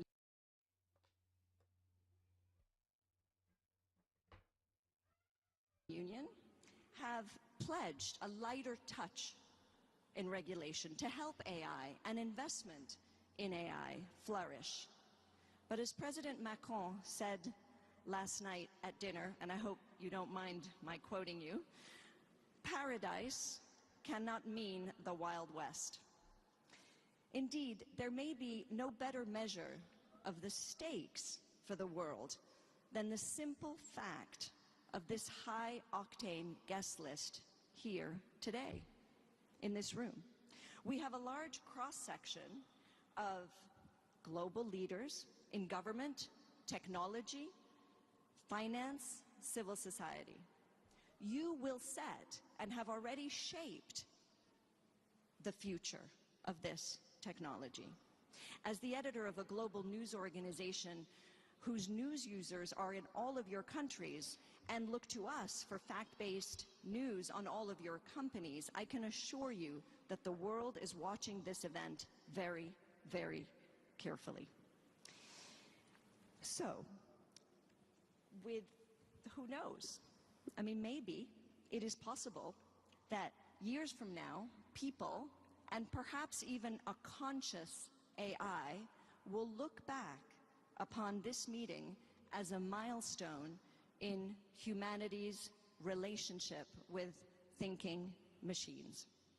So with this, I would like to welcome all the panelists of the sessions today to the stage. If you could all come up together, even though you're in two different sessions. So I'll call you one by one. Ms. Ursula von der Leyen, the President of the European Commission, please. Mr. Farrell Williams, I saw you earlier. Yes, your seats are on your chairs. Mr. Artist, Mr. Farrell Williams. Miss Anne Bouvreau, the Special Envoy of the President of the Republic, please. Mr. Sundar Pichai, CEO of Google, please. Ms. Soo-Yeon Choi, Director General of Naver. Saw you last night at dinner. I know you're here. There you are. Mr. Petteri Orpo, Prime Minister of Finland, please. And Ms. Doreen Bogdan-Martin, Secretary General of the International Communications Union. And last but not least, Mr. Faith Birol, Director General of the International Energy Agency. So the first session, which will be moderated by Anne Bouvreau, who has been instrumental, and a big thank you to Anne for setting up this entire event of the past 2 days, will be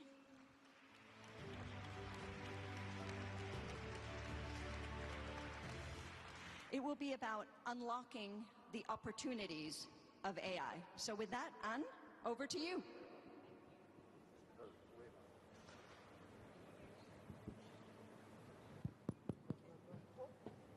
It's working. Thank you. Thank you so much. Good morning, everyone. Thank you so much for being here. This notion of unlocking opportunities and shared progress has been our driver towards the preparation of the summit. Throughout all the preparation, the trips that I have taken, I have heard all over the world everyone telling me we want to be part of this AI revolution. We want to be able to develop our own solutions, we want to be actors, we want to be players, and we are looking forward to come to Paris to be able to have this discussion. So of course, there is great hope from AI.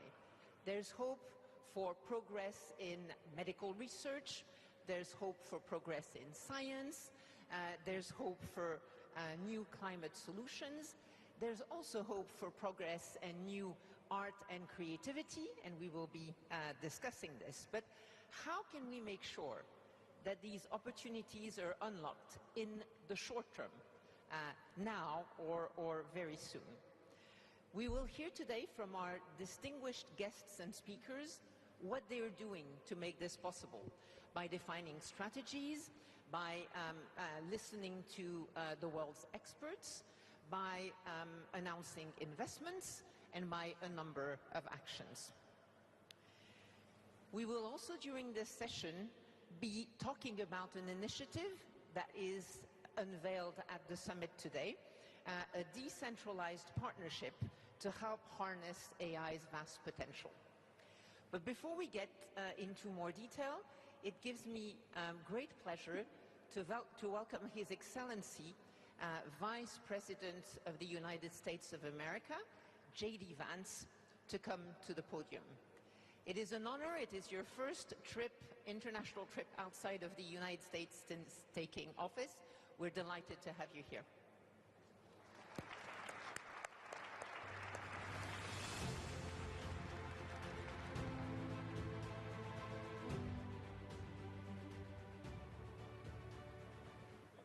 The kind introduction, and I want to start by thanking President Macron for hosting the event and, of course, for the lovely dinner last night. During the dinner, President Macron looked at me and asked if I would like to speak, and I said, Mr. President, I'm here for the good company and free wine, but I have to earn my keep today. And I, of course, want to thank Prime Minister Modi for being here and for co-hosting the summit, for all of you for participating. And I'm not here this morning to talk about AI safety, which was the title of the conference a couple of years ago. I'm here to talk about AI opportunity. When conferences like this convene to discuss a cutting-edge technology, oftentimes I think our response is to be too self-conscious, too risk-averse. But never have I encountered a breakthrough in tech that so clearly calls us to do precisely the opposite. Now, our administration, the Trump administration, believes that AI will have countless revolutionary applications in economic innovation, job creation, national security, healthcare, free expression, and beyond. And to restrict its development now will not only unfairly benefit incumbents in the space, it would mean paralyzing one of the most promising technologies we have seen in generations. Now, with that in mind, I'd like to make 4 main points today. Number 1, this administration will ensure that American AI technology continues to be the gold standard worldwide, and we are the partner of choice for others, foreign countries, and certainly businesses as they expand their own use of AI. Number 2, we believe that excessive regulation of the AI sector could kill a transformative industry just as it's taking off, and will make every effort to encourage pro-growth AI policies. And I like to see that deregulatory flavor making its way into a lot of the conversations this conference. Number 3, we feel very strongly that AI must remain free from ideological bias, and that American AI will not be co-opted into a tool for authoritarian censorship. And finally, number 4, the Trump administration will maintain a pro-worker growth path for AI, so it can be a potent tool for job creation in the United States. And I appreciate Prime Minister Modi's point. AI, I really believe, will facilitate and make people more productive. It is not going to replace human beings. It will never replace human beings. And I think too many of the leaders in the AI industry, when they talk about this fear of replacing workers, I think they really miss the point. AI, we believe, is going to make us more productive, more prosperous, and more free. The United States of America is the leader in AI, and our administration plans to keep it that way. The U.S. possesses all components across the full AI stack, including advanced semiconductor design, frontier algorithms, and of course, transformational applications. Now, the computing power this stack requires is integral to advancing AI technology.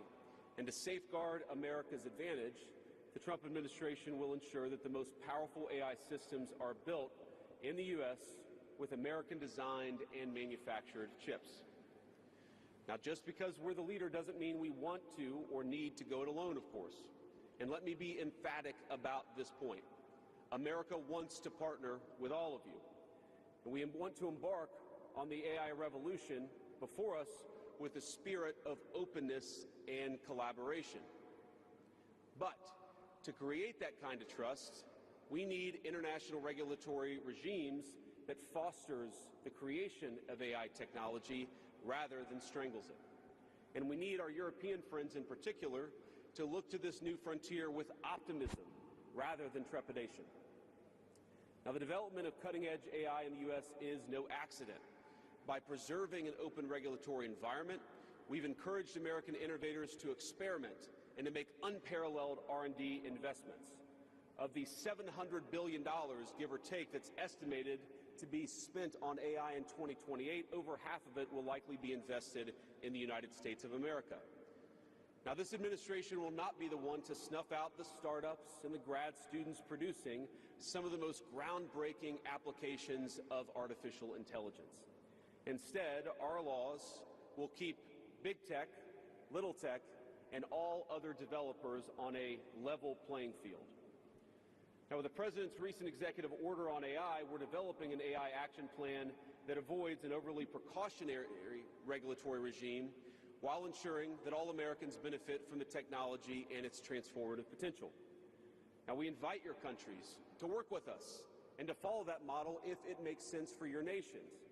However, the Trump administration is troubled by reports that some foreign governments are considering tightening the screws on U.S. tech companies with international footprints.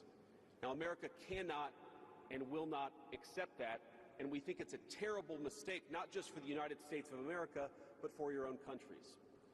The U.S. innovators of all sizes already know what it's like to deal with onerous international rules.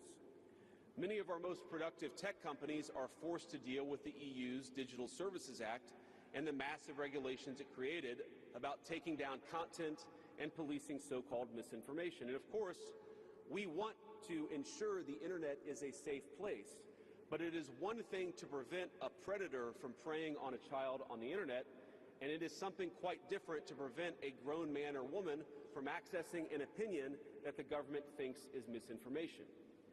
Meanwhile, for smaller firms, navigating the GDPR means paying endless legal compliance costs or otherwise risking massive fines.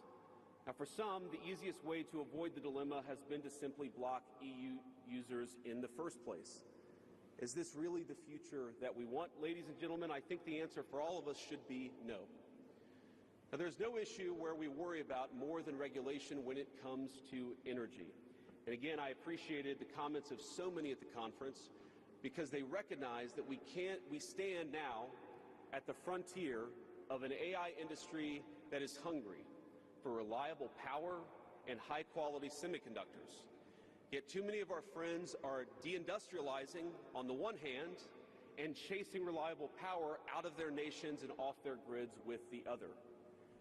The AI future is not going to be won by hand-wringing about safety. It will be won by building, from reliable power plants to the manufacturing facilities that can produce the chips of the future. Now, at a personal level, what excites me most about AI is that it is grounded in the real and the physical economy. The success of the sector isn't just a matter of smart people sitting in front of a computer screen and coding. It depends on those who work with their hands, even as robotics will change our factories. It will certainly make our healthcare providers better at treating diseases, but it will also depend on the data produced by those healthcare providers, by those doctors and nurses. I believe it will help us create and store new modes of power in the future, but right now, AI cannot take off unless the world builds the energy infrastructure to support it. Now, it's my view that tech innovation over the last 20 years has often conjured images of smart people staring at computer screens, engineering in the world of bits. But the AI economy will primarily depend on and transform the world of atoms. Now, at this moment, we face the extraordinary prospect of a new industrial revolution, one on par with the invention of the steam engine or Bessemer steel. But it will never come to pass if overregulation deters innovators from taking the risks necessary to advance the ball. Nor will it occur if we allow AI to become dominated by massive players looking to use the tech to censor or control users' thoughts.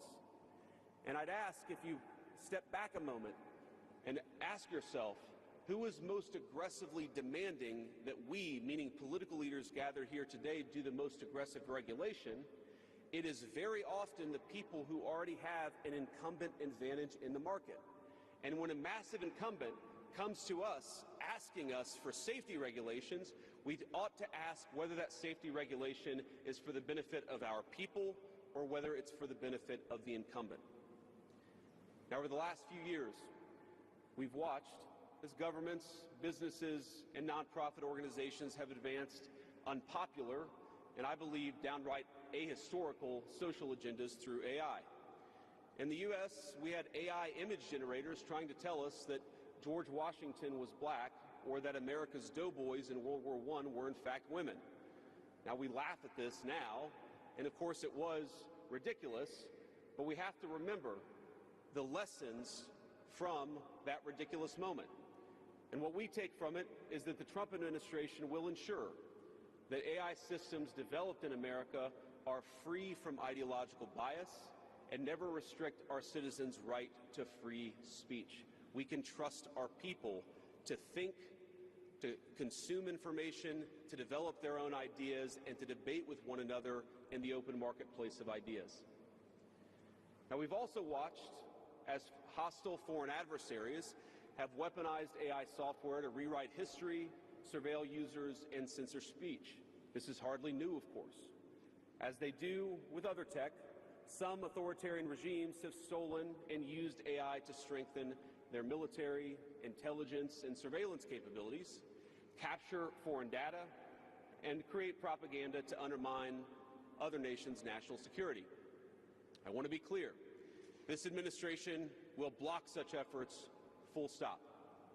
We will safeguard American AI and chip technologies from theft and misuse, work with our allies and partners to strengthen and extend these protections, and close pathways to adversaries attaining AI capabilities that threaten all of our people. And I would also remind our international friends here today that partnering with such regimes, it never pays off in the long term. From CCTV to 5G equipment, we're all familiar with cheap tech in the marketplace that's been heavily subsidized and exported by authoritarian regimes. But as I know, and I think some of us in this room have learned from experience, partnering with them means chaining your nation to an authoritarian master that seeks to infiltrate, dig in, and seize your information infrastructure. Should a deal seem too good to be true, just remember the old adage that we learned in Silicon Valley: if you aren't paying for the product, you are the product. Finally, this administration wants to be very clear about one last point. We will always center American workers in our AI policy. We refuse to view AI as a purely disruptive technology. I don't have insight on WSL for cursor because I have a MacBook, and I haven't tried to install on my PC yet. I don't know if somebody else has done that before, but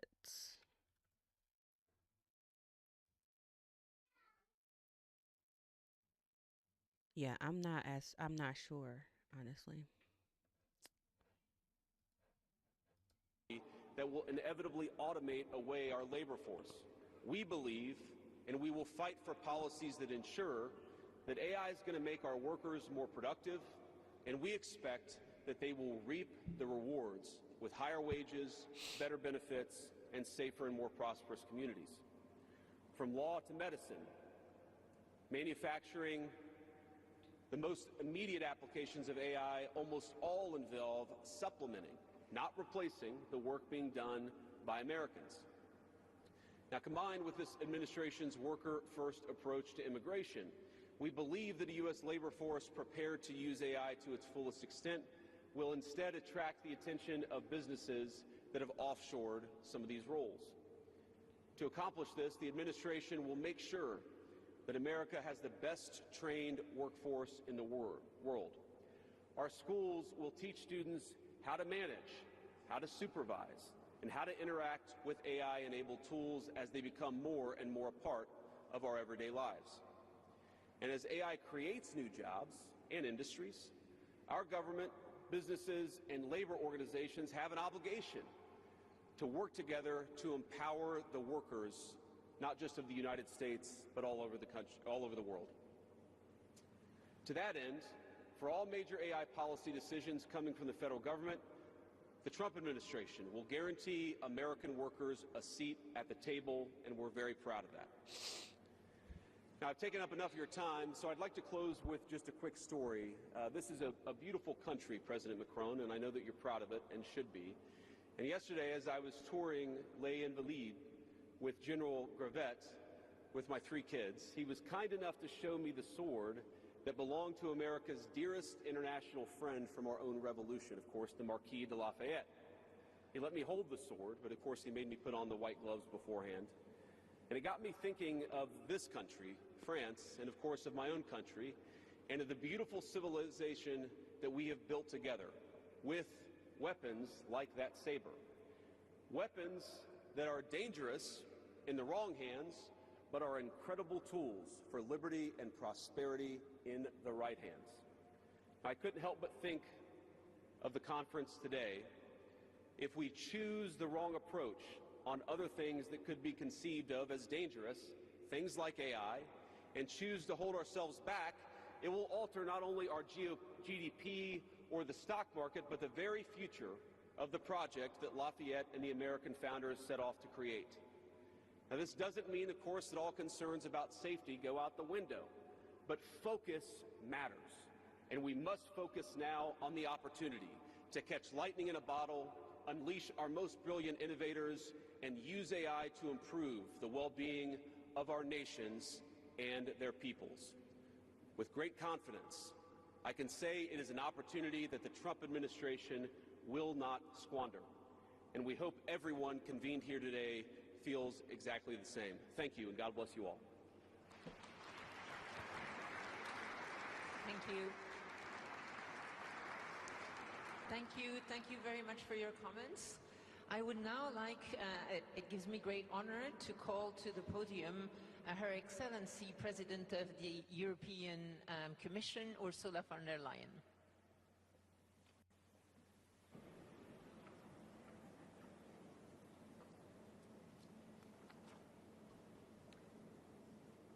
Monsieur le Président, cher Emmanuel.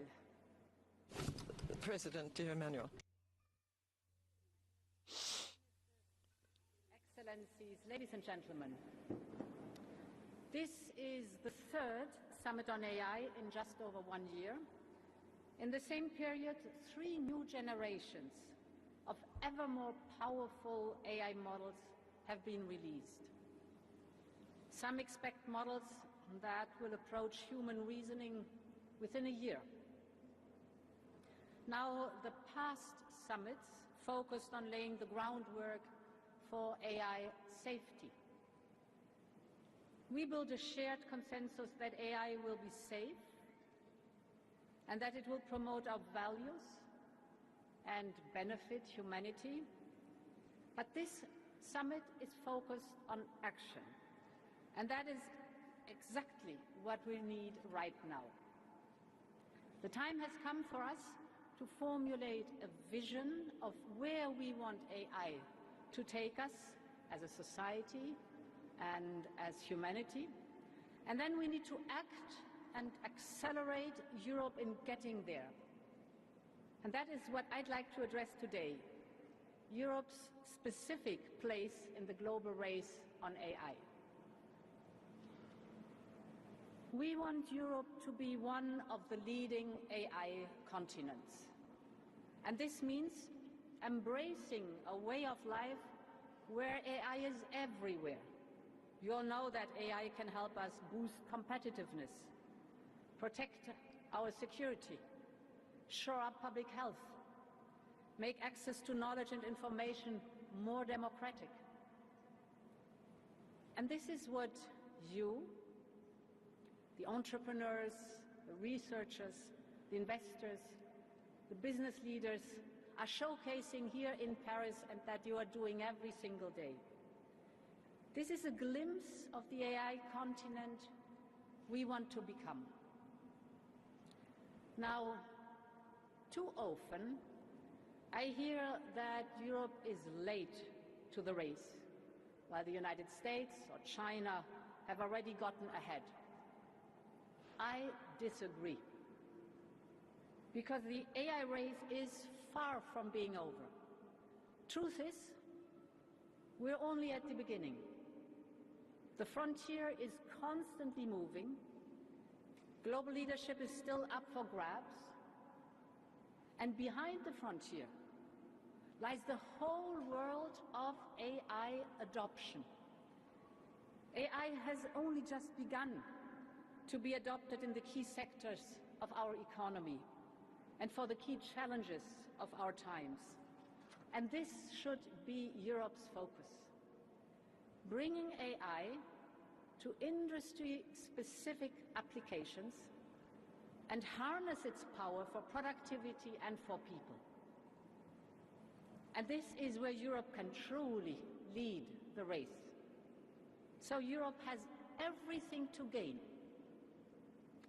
But of course we need our own distinctive approach to artificial intelligence.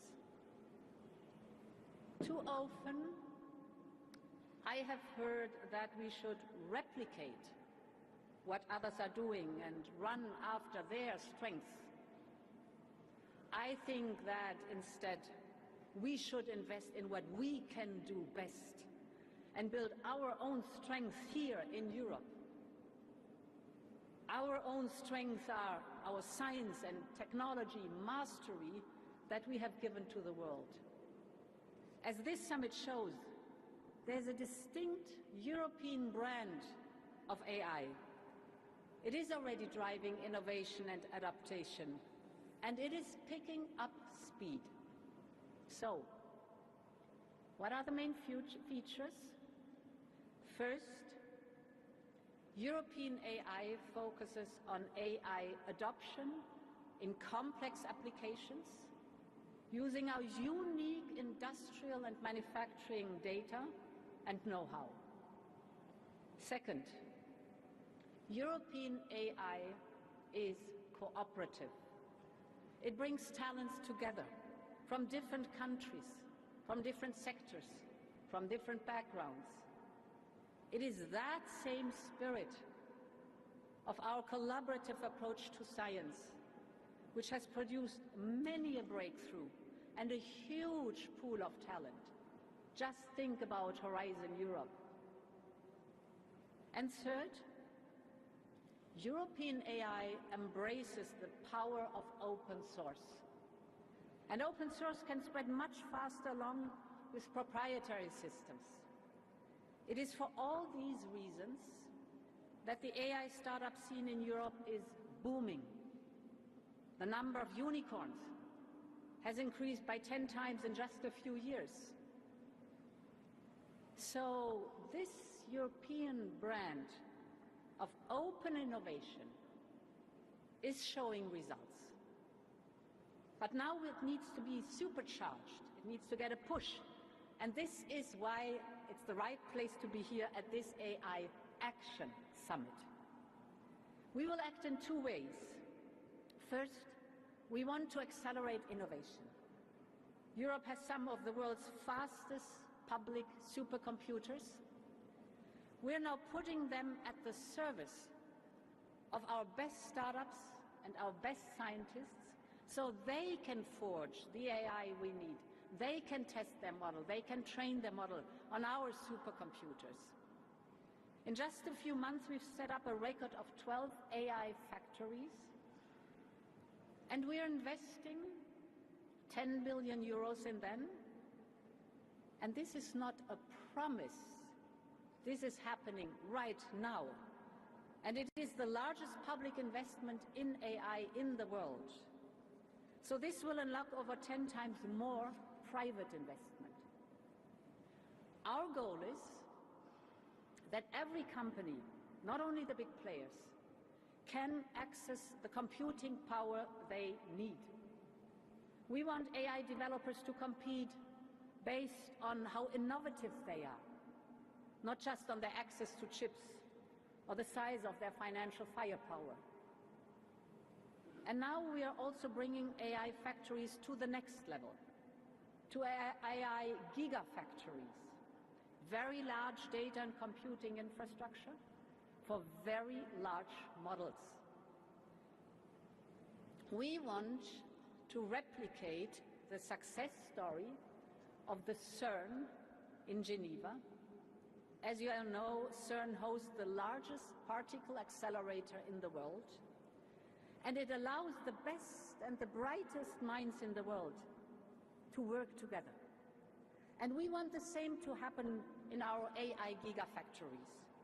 We provide the infrastructure for large computational power. Researchers and entrepreneurs and innovators will be able to join forces. Talents of the world are welcome.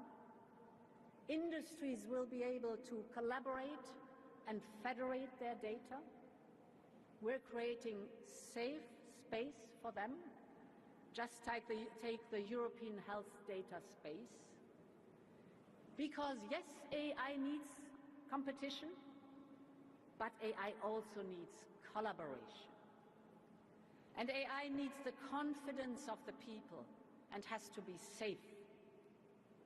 And actually, this is the purpose of the AI Act, to provide for one single set of safe rules across the European Union, 450 million people, instead of 27 different national regulations and safeties in the interest of business.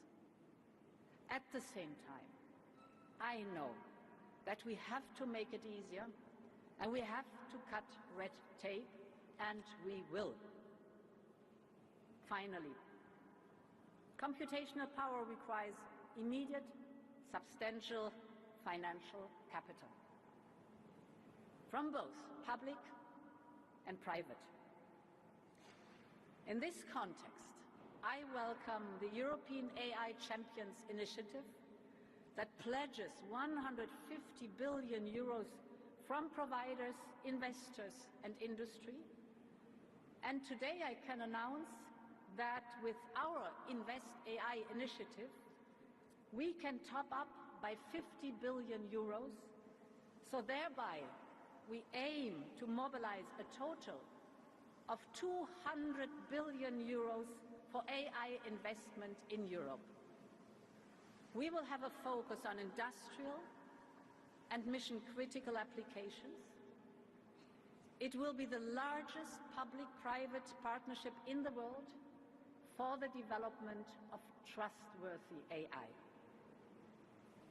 And finally, cooperative AI can be attractive well beyond Europe, including our partners in the Global South.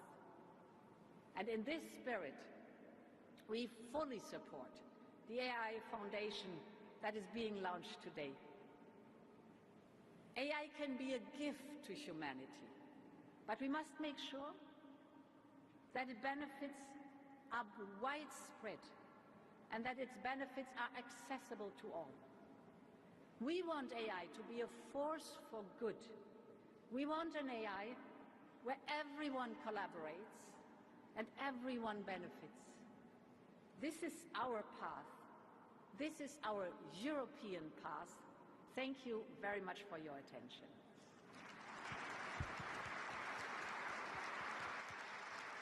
Thank you.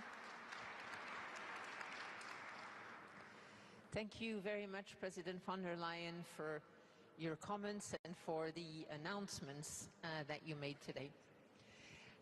It gives me great pleasure to continue this discussion on unlocking opportunities. And we discussed the opportunities that we tend to speak about a lot in health, in a number of sectors. Let me maybe start by one of the not so obvious ones. Let's start with arts and creative industries. First of all, we have dedicated during this AI week a whole weekend to this topic of AI and art and culture. We have had both wonderful creations showcased by artists, but also discussions about the challenges that lie between AI and creation, because it's not always something that comes as the first example of benefits of AI. With us today we have Farah Williams. We're delighted to have you here. You're an extraordinarily creative artist, and so who better than you could share a few thoughts about AI and creativity. Farah, please. Thank you. Thanks for having me. I don't know how you guys do this with the thing in the ear.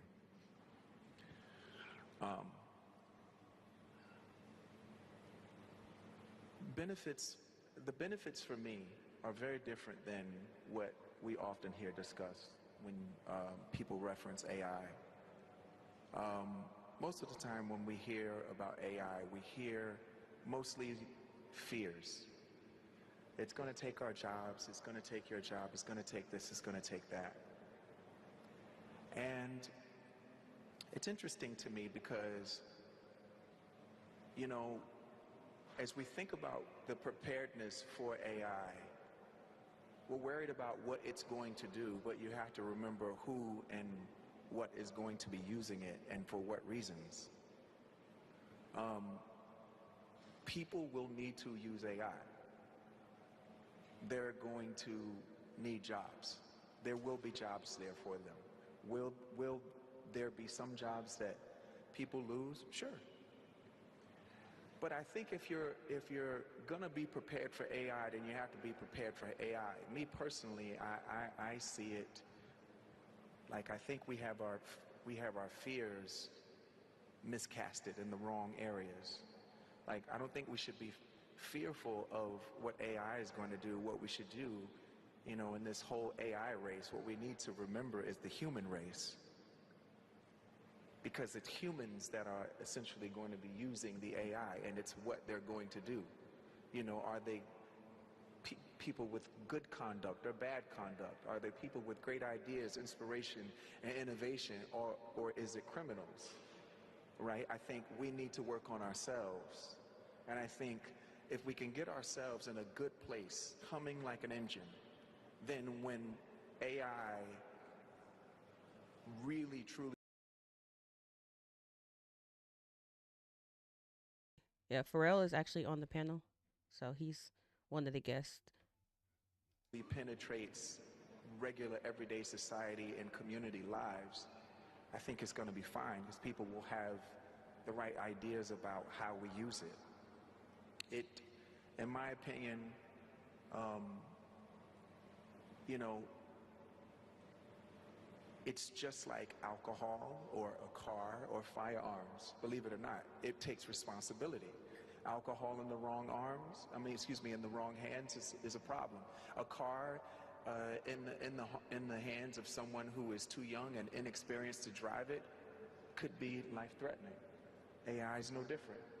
It's who's using it and what the intention is what I think we need to think about first and foremost. Do you use AI for some of your, to help you create, or do you just use it in daily life, or do you just not use it? Well, that's the other thing too. You know, people talk about like creatives using AI.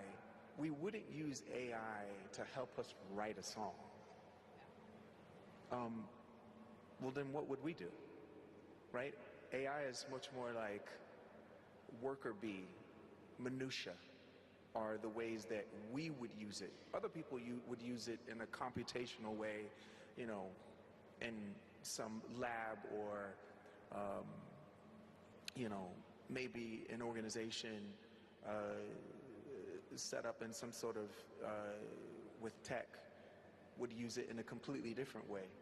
But the way that we would use it would be much more like utility. It wouldn't replace creativity. I just think that there's just too much fear around it. And, you know, there was a whole thing around the year 2000 as well. But we're fine. We survived that. Or, you know, in my country they call it libraries. Here it's called a bibliothèque. It's still there. You can go visit it. It's not replaced. It's a beautiful place to walk around in, and you can research. But there's nothing like a search engine, right, Sundar? There's nothing like a beautiful place where you can go and search. But this is the next step. This is the place where you can not only ask questions, but you can get examples back. I think that's an amazing thing, and I think there's nothing to be fearful about. It's just, we just have to be prepared. Just don't treat it the way we did when we brought alcohol into the conversation, or how we did cars. We need to treat this a little bit different. This is a great opportunity for us as a species to move forward with utility. Well, thank you. I think we've heard over the years lots of comparisons for AI, but alcohol is one that I hadn't heard. So, but I take great comfort from your vision, which is really of AI augmenting artists and your job. Maybe I can ask a question of Sundar Pichai. We're delighted to have you here. I've heard you speak about risks of AI, but also about the way it can help augment communities, for example. So what are your thoughts on this and on the opportunities and how we can unlock them in AI? First of all, thank you, President Macron, Prime Minister Modi. It's great we are having a conversation on such an important topic. Look, at Google, we have felt this important tension, both, you know, the wonderful opportunities AI presents. It's obviously a dual-use technology, like you gave examples, and so the risks that come with it. So we actually encapsulated this tension as, you know, a bold and responsible, that our approach needs to be both bold and responsible, and there is tension between it, but we grapple with it. The reason we need to be bold is, you know, it is so obvious as we are making progress how profoundly it'll impact many areas. The best example I can think of is with AlphaFold, we have now unlocked you know, how to decode protein structures. Just so that everyone understands, it used to take one person their entire PhD to do one protein. And within 3 months, AlphaFold unlocked over 200 million protein structures. Now it's an open database, and already we see hundreds of thousands of researchers and biologists using it to develop vaccines, etc. So you can so tangibly feel the impact of progress. So you feel a moral imperative to be bold and accelerate progress there, right? And when it comes to the economy, it's very clear that you'll be unlocking more productivity. And I do worry people who don't adopt it, countries which don't embrace it, can get left behind through this crucial moment. So those are all the opportunities we see, and we want to lean in to drive that progress. Obviously, as Farrell mentioned, it's a technology with dual use, and how do you make sure the bad effects don't propagate? Examples where we are working on, we slow down and think about image generation or video generation. It will both unleash creativity in the tools of artists and so on, but people can use it to create deep fakes. So we are early on working on technology like SynthID, watermarking technology.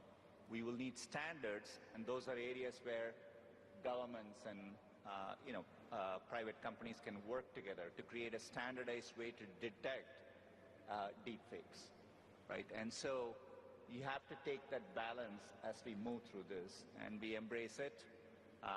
We cherish the tension, we debate it, and we all need to do that more, I think.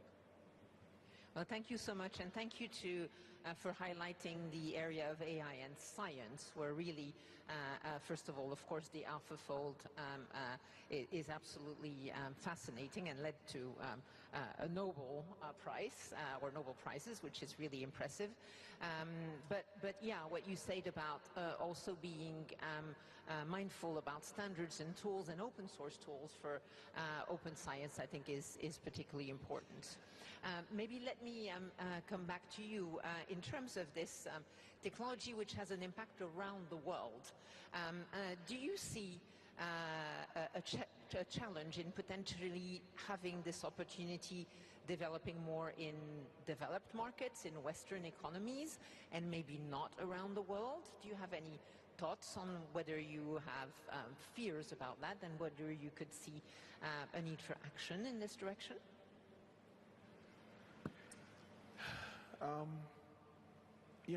First of all, I never got a chance to say thank you for having me here, so thank you guys, and it's nice to be here.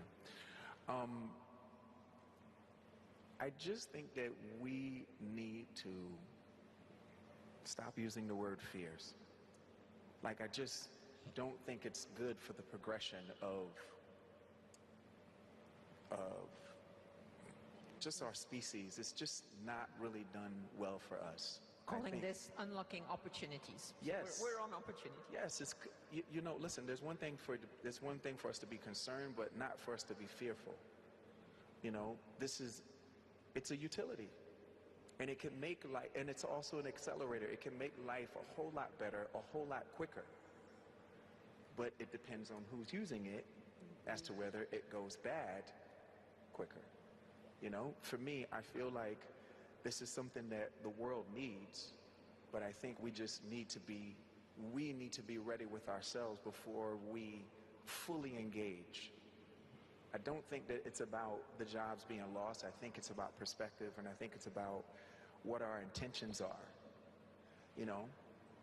What are you going to do with it when you use it? And we're trying to help people understand.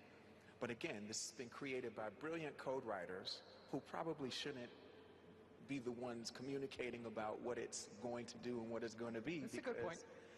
In their minds, it's like, they're going to take your jobs. Well, the average person hears that, and it freaks them out. But this is no different than, like I said, search engines being created. There was this whole thing on how libraries are going to be burned down, and they were not going to use them anymore. And that's not what's happened. What's happened is search engines make things a whole lot easier. People got answers a lot quicker. Well, now you're going to be able to get renderings and ideas and examples a lot quicker. I'm sure it's going to be more than that. But I think for the average human being, that'll be the way that they interact. It will help them accelerate, get answers quicker, be more efficient, That's the average person. Now, on the Silk Road, we're going to have some problems. Well, thank you. I love your comparison of the library.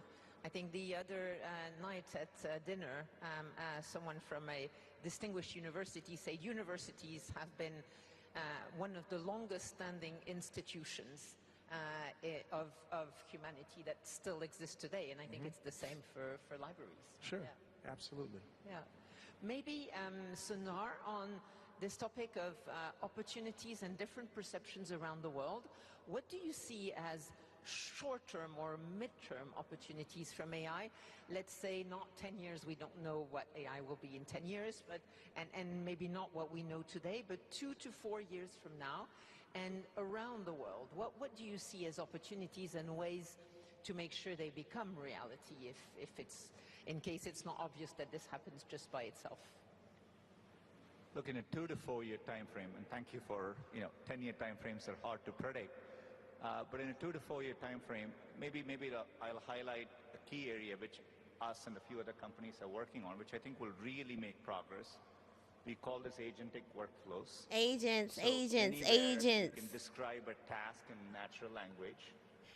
Agents, y'all. I'm not making this shit up. Like, literally, this is what the Valley is pushing. Like, this is what most of the big players that we have in the US are pushing right now. So this is what I'm focusing on as far as like a specific skill set and also the theory behind it. And the AI can act on your behalf and accomplish that. And so today, to give you an example, there are 2 examples within Google. We have a Project Mariner. It's a browser extension. So the browser can actually go browse and do things for you, complete and come back. If you look at where the state of the art was maybe a year ago, it was kind of roughly 50% effective. So you give it a complex sequence of tasks, it needs to get everything done accurately. Today, it's progressed to around 85%, right? And so, but that shows the progress. Similarly for coding, as a software engineer at Google, today when you're programming, the AI is there on the side, it gives you suggestions and you accept it. But we are now working on where you can give it instructions, it'll automatically go and write the program and get it done. And so, now imagine the impact of this agentic use cases working horizontally across many, many tasks. I think that's going to be very, very powerful. So the real promise of having an AI assistant in the context of anything you're doing, be it while learning something, a radiologist looking at images, a doctor engaging with the patient, all of that is going to be assisted, and it's going to deeply be embedded in your workflows. That is as real as it gets in a 2 to 4 year time frame. And you can imagine the impact from a productivity standpoint, and I think that's one of the most tangible opportunities. I think it's very, very real that will happen. Well, May I also say, please go ahead. just to add on to what he was saying, when I was, as you were speaking, it reminded me of, I'm a 70s baby. It reminded me of like a lot of the television shows that we grew up on the first 15, 20 years of my life. There was a talking horse, there's a talking car, there's talking robots, and we loved them. And if you looked at the characters in all of these television shows and films, they loved them and they had a great time. And why were they having a great time? Why weren't they panicked? Because this was a part of their everyday lives. These things acted as utilities. Now, the horse was a horse, and it didn't know everything. But the cars and the robots that I remember, they knew everything. You could ask them anything. And I remember a lot of the protagonists, their lives being made a lot easier and a lot more convenient and efficient. And it's going to be no different than that. The things that we worry about, like I said, are the bad conductors. Yeah, and we do get used to things once we've had them for a while. Excellent. I think this has been a very interesting discussion. I'd like to thank you both. I'd like to thank our previous speakers on this topic. Again, on this topic of unlocking opportunities, maybe going back to some of the remarks of Prime Minister Modi, we see all around the world people saying, we also want to be part of this. We want to be as ready as people in the US, in some of the European countries, in China, we also want to be part of that. And as such, we have had lots of discussions about how we can make sure open source, decentralized data can help create these decentralized innovation hubs. And to this effect, it gives me great pleasure to welcome to the stage Martin Tisney, CEO of AI Collaborative, who's been working as part of the AI Action Summit team, to tell us about the foundation, the current AI partnership that is being unveiled today. Martin, you have the floor. Good morning.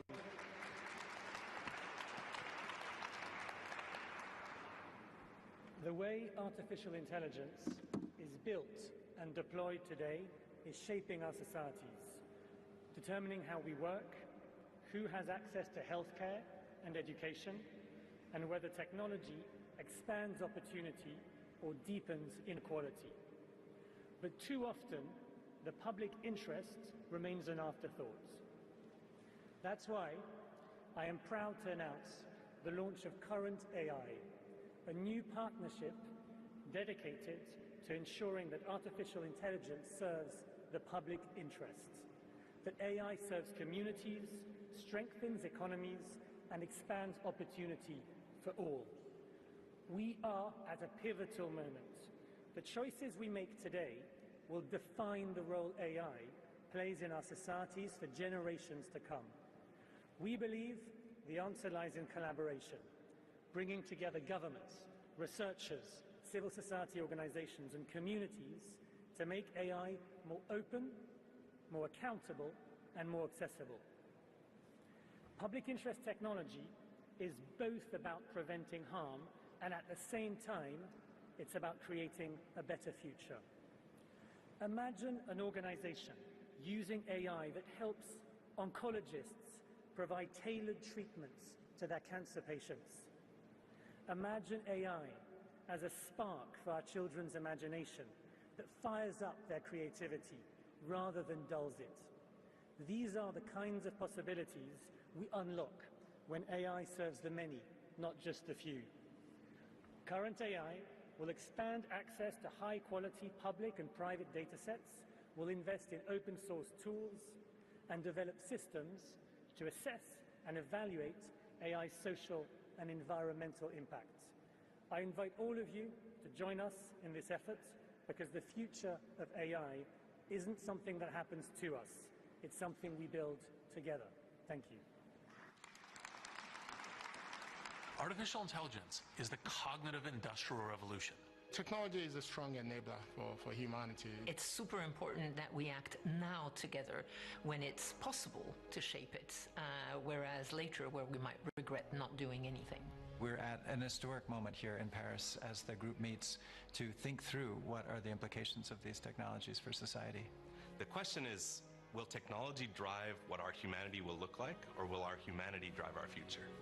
We have the benefit of this revolution in technology coming hot on the heels of the past 15 years with social media, where we've learned so much about what can go right and what can go wrong. Well, innovation is great, but I don't believe in innovation for innovation. I think it needs to be innovation with a purpose. Current AI is an exceptionally promising initiative that brings together funders and others to figure out how we can help shape this technology in a way that serves humanity in a very inclusive manner. Current AI is a public interest partnership that brings together governments, philanthropy, civil society, and companies to unlock opportunities from AI and at the same time minimize harms. It's everyone's responsibility to create AI that works in the public interest. Just having AI does not create the outcomes that we want. Having guardrails, having government, having institutions that are willing to create norms and standards and expectations and aspirations for these powerful tools and technologies are deeply important. Our focus is really threefold: accessible and available data in privacy-preserving ways, open source AI, ensuring that the open source AI ecosystem is resilient, and the third one is deeply involving the communities that are impacted so that we are problem-centric. There's a lot of opportunities around applications. In my country, we're investing heavily in agriculture because our population is growing. We have to be able to feed ourselves. AI can help us do that better. It's really important that not only big tech is capable of developing with AI so that everyone really can benefit from this technology. We need to understand that equitable outcomes, responsible outcomes just are not going to come from the tools themselves. We need to do things in the affirmative sense, not just think about regulation and things that we want to forbid. I think especially people who are worried about the future of AI, the most important thing to realize is this is very early. And there's the opportunity for all of us to have a role in shaping how AI plays out. Nothing has been determined yet.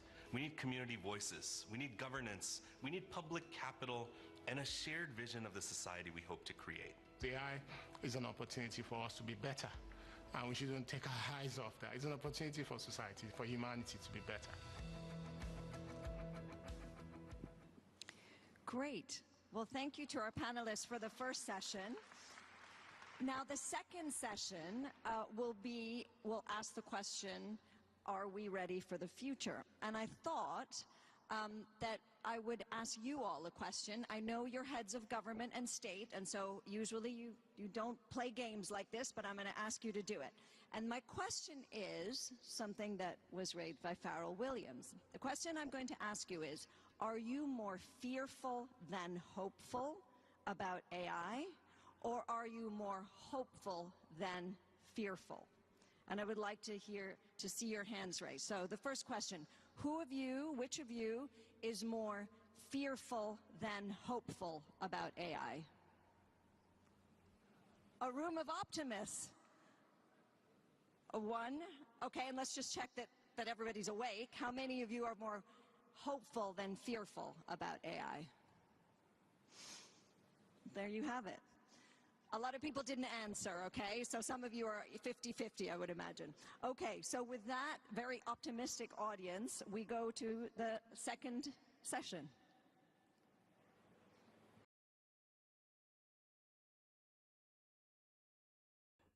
I'm going to wrap up the stream just because I need to move on with a couple other things I need to do for the day. But I don't know.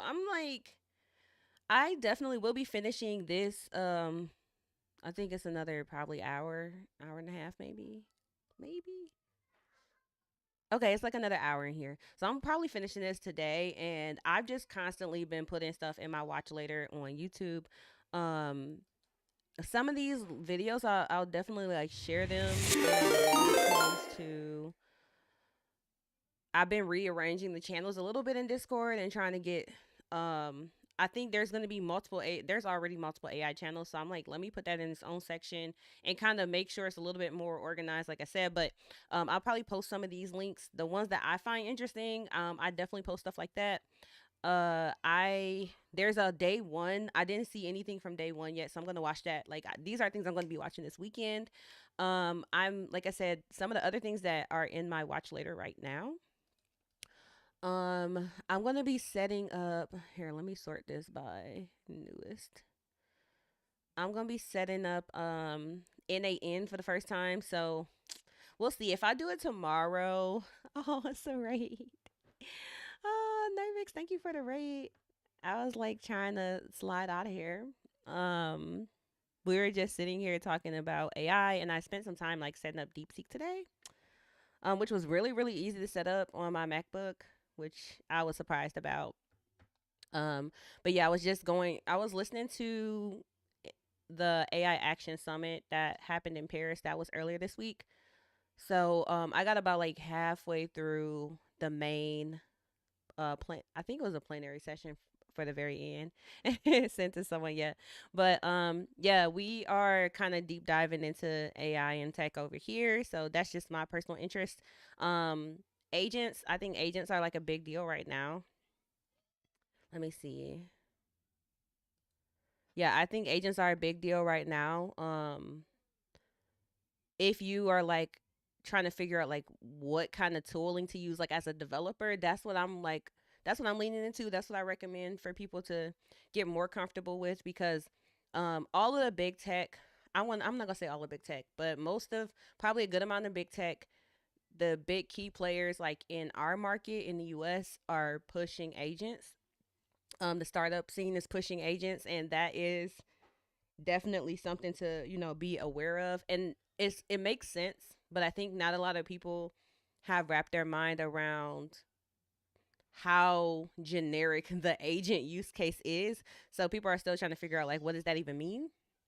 So for me, I do actually do client work. I do a lot of like side projects and freelancing. So I still want to know how to like what's the most relevant building skills that we need for the current market, which like I said, agents is definitely showing itself as the opportunity. Sundar just said like next 2 to 4 years, he's predicting like agents are like the key piece of technology that we introduce into the broader society. So um some of the stuff I'll probably be doing next week, I would definitely live stream when I dig into some of these other tools. And then that way I feel more comfortable to make recommendations. And I'm looking at it from like the spectrums of like no code all the way up to like, building custom agent flows, like actual AI engineering and things like that, machine learning engineering. So trying to put y'all on, man. I'm trying to put y'all on because I don't think everybody's kind of I don't think everybody sees that vision just yet. And then I wanted to look into this agentic RAR. They called it what did they call it? Hello, community. Um mm, mm, mm, mm, mm. Reasoning a oh no retrieve no reason on agentic reasoning. So it's like an alternative or like an advancement to retrieval augmented generation. And if you don't know what that is, like basically once we came out with like chat gpt and other like chat interfaces for the LLMs, pretty the biggest issue was like the data set is limited. So retrieval augmented generation came in pretty quickly to be like, hey, how do we go out and like search for information and give like the LLM some type of like data set to work with. But now they're talking about other alternatives to that. And this is also still leaning into that agentic model. Like agentic systems is such a big thing right now. That's what a lot of people are kind of investing in. So I just feel like that's not something you want to skip over right now if you're trying to keep up. But I do want to look into the research a little bit more too, because I'm more interested. I'm not gonna say more, but I'm also equally interested in the research side of things. So I try to keep up with what's going on with LLMs. And right now the reasoning, like how the reasoning models are doing, and whether or not they can really be considered to be reasoning, I think is a big thing. Um, Right, RAR is better. Yeah, I know. That's the I mean, I haven't actually read any of this research or watched this, but that's the suggestion, right? So, and this is super recent. So I just have to look into that. I'm sure it's better, but it's still we still have the question.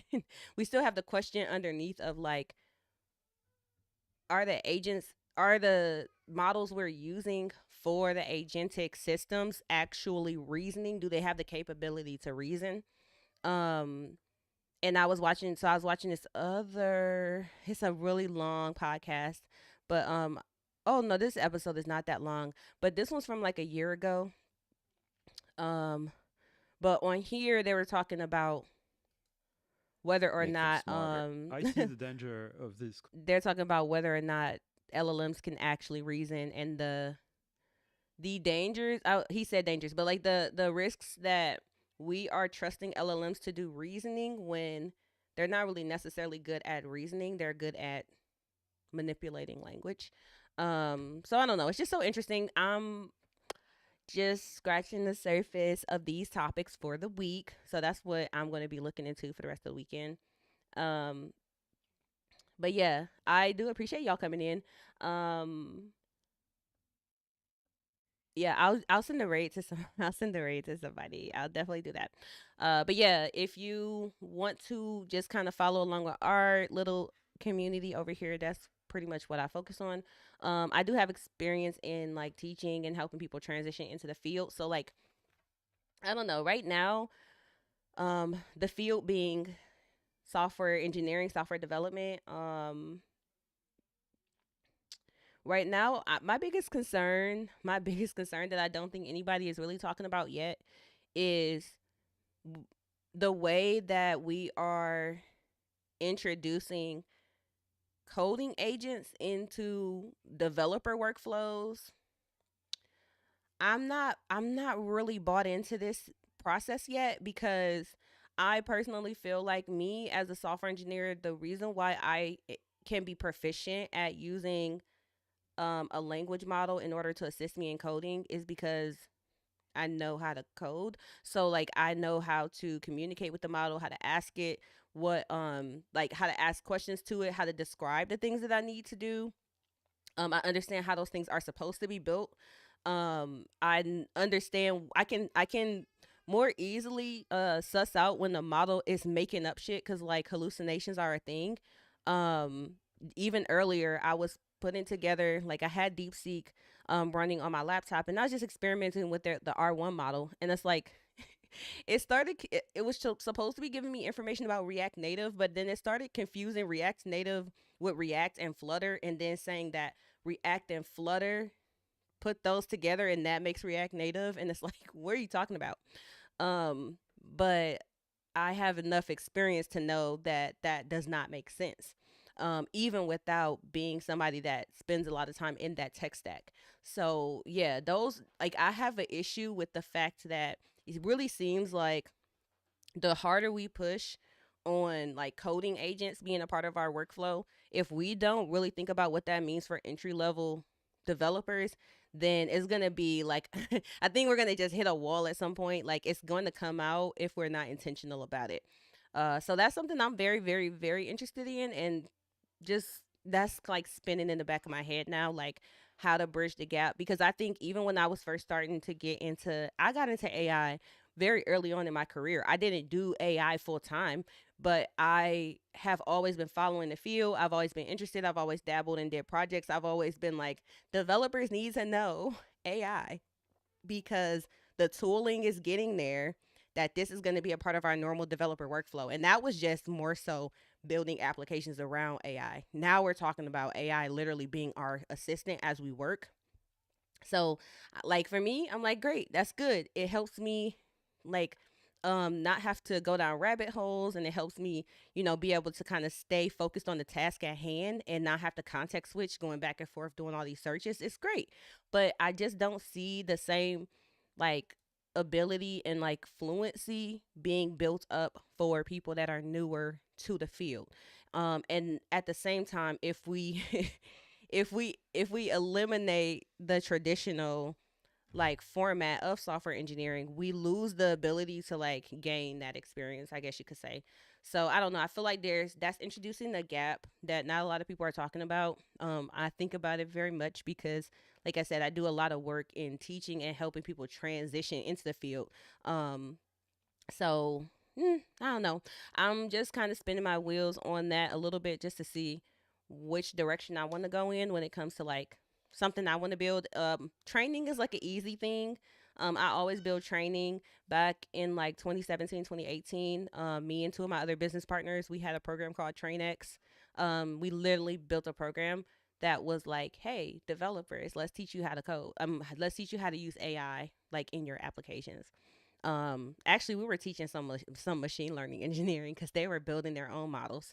um so who knows, but that's just a little bit of a spiel. So if you do want to come back around next week, or I think I want to have a gaming stream tomorrow, but that's what I'm like focused on right now in this moment.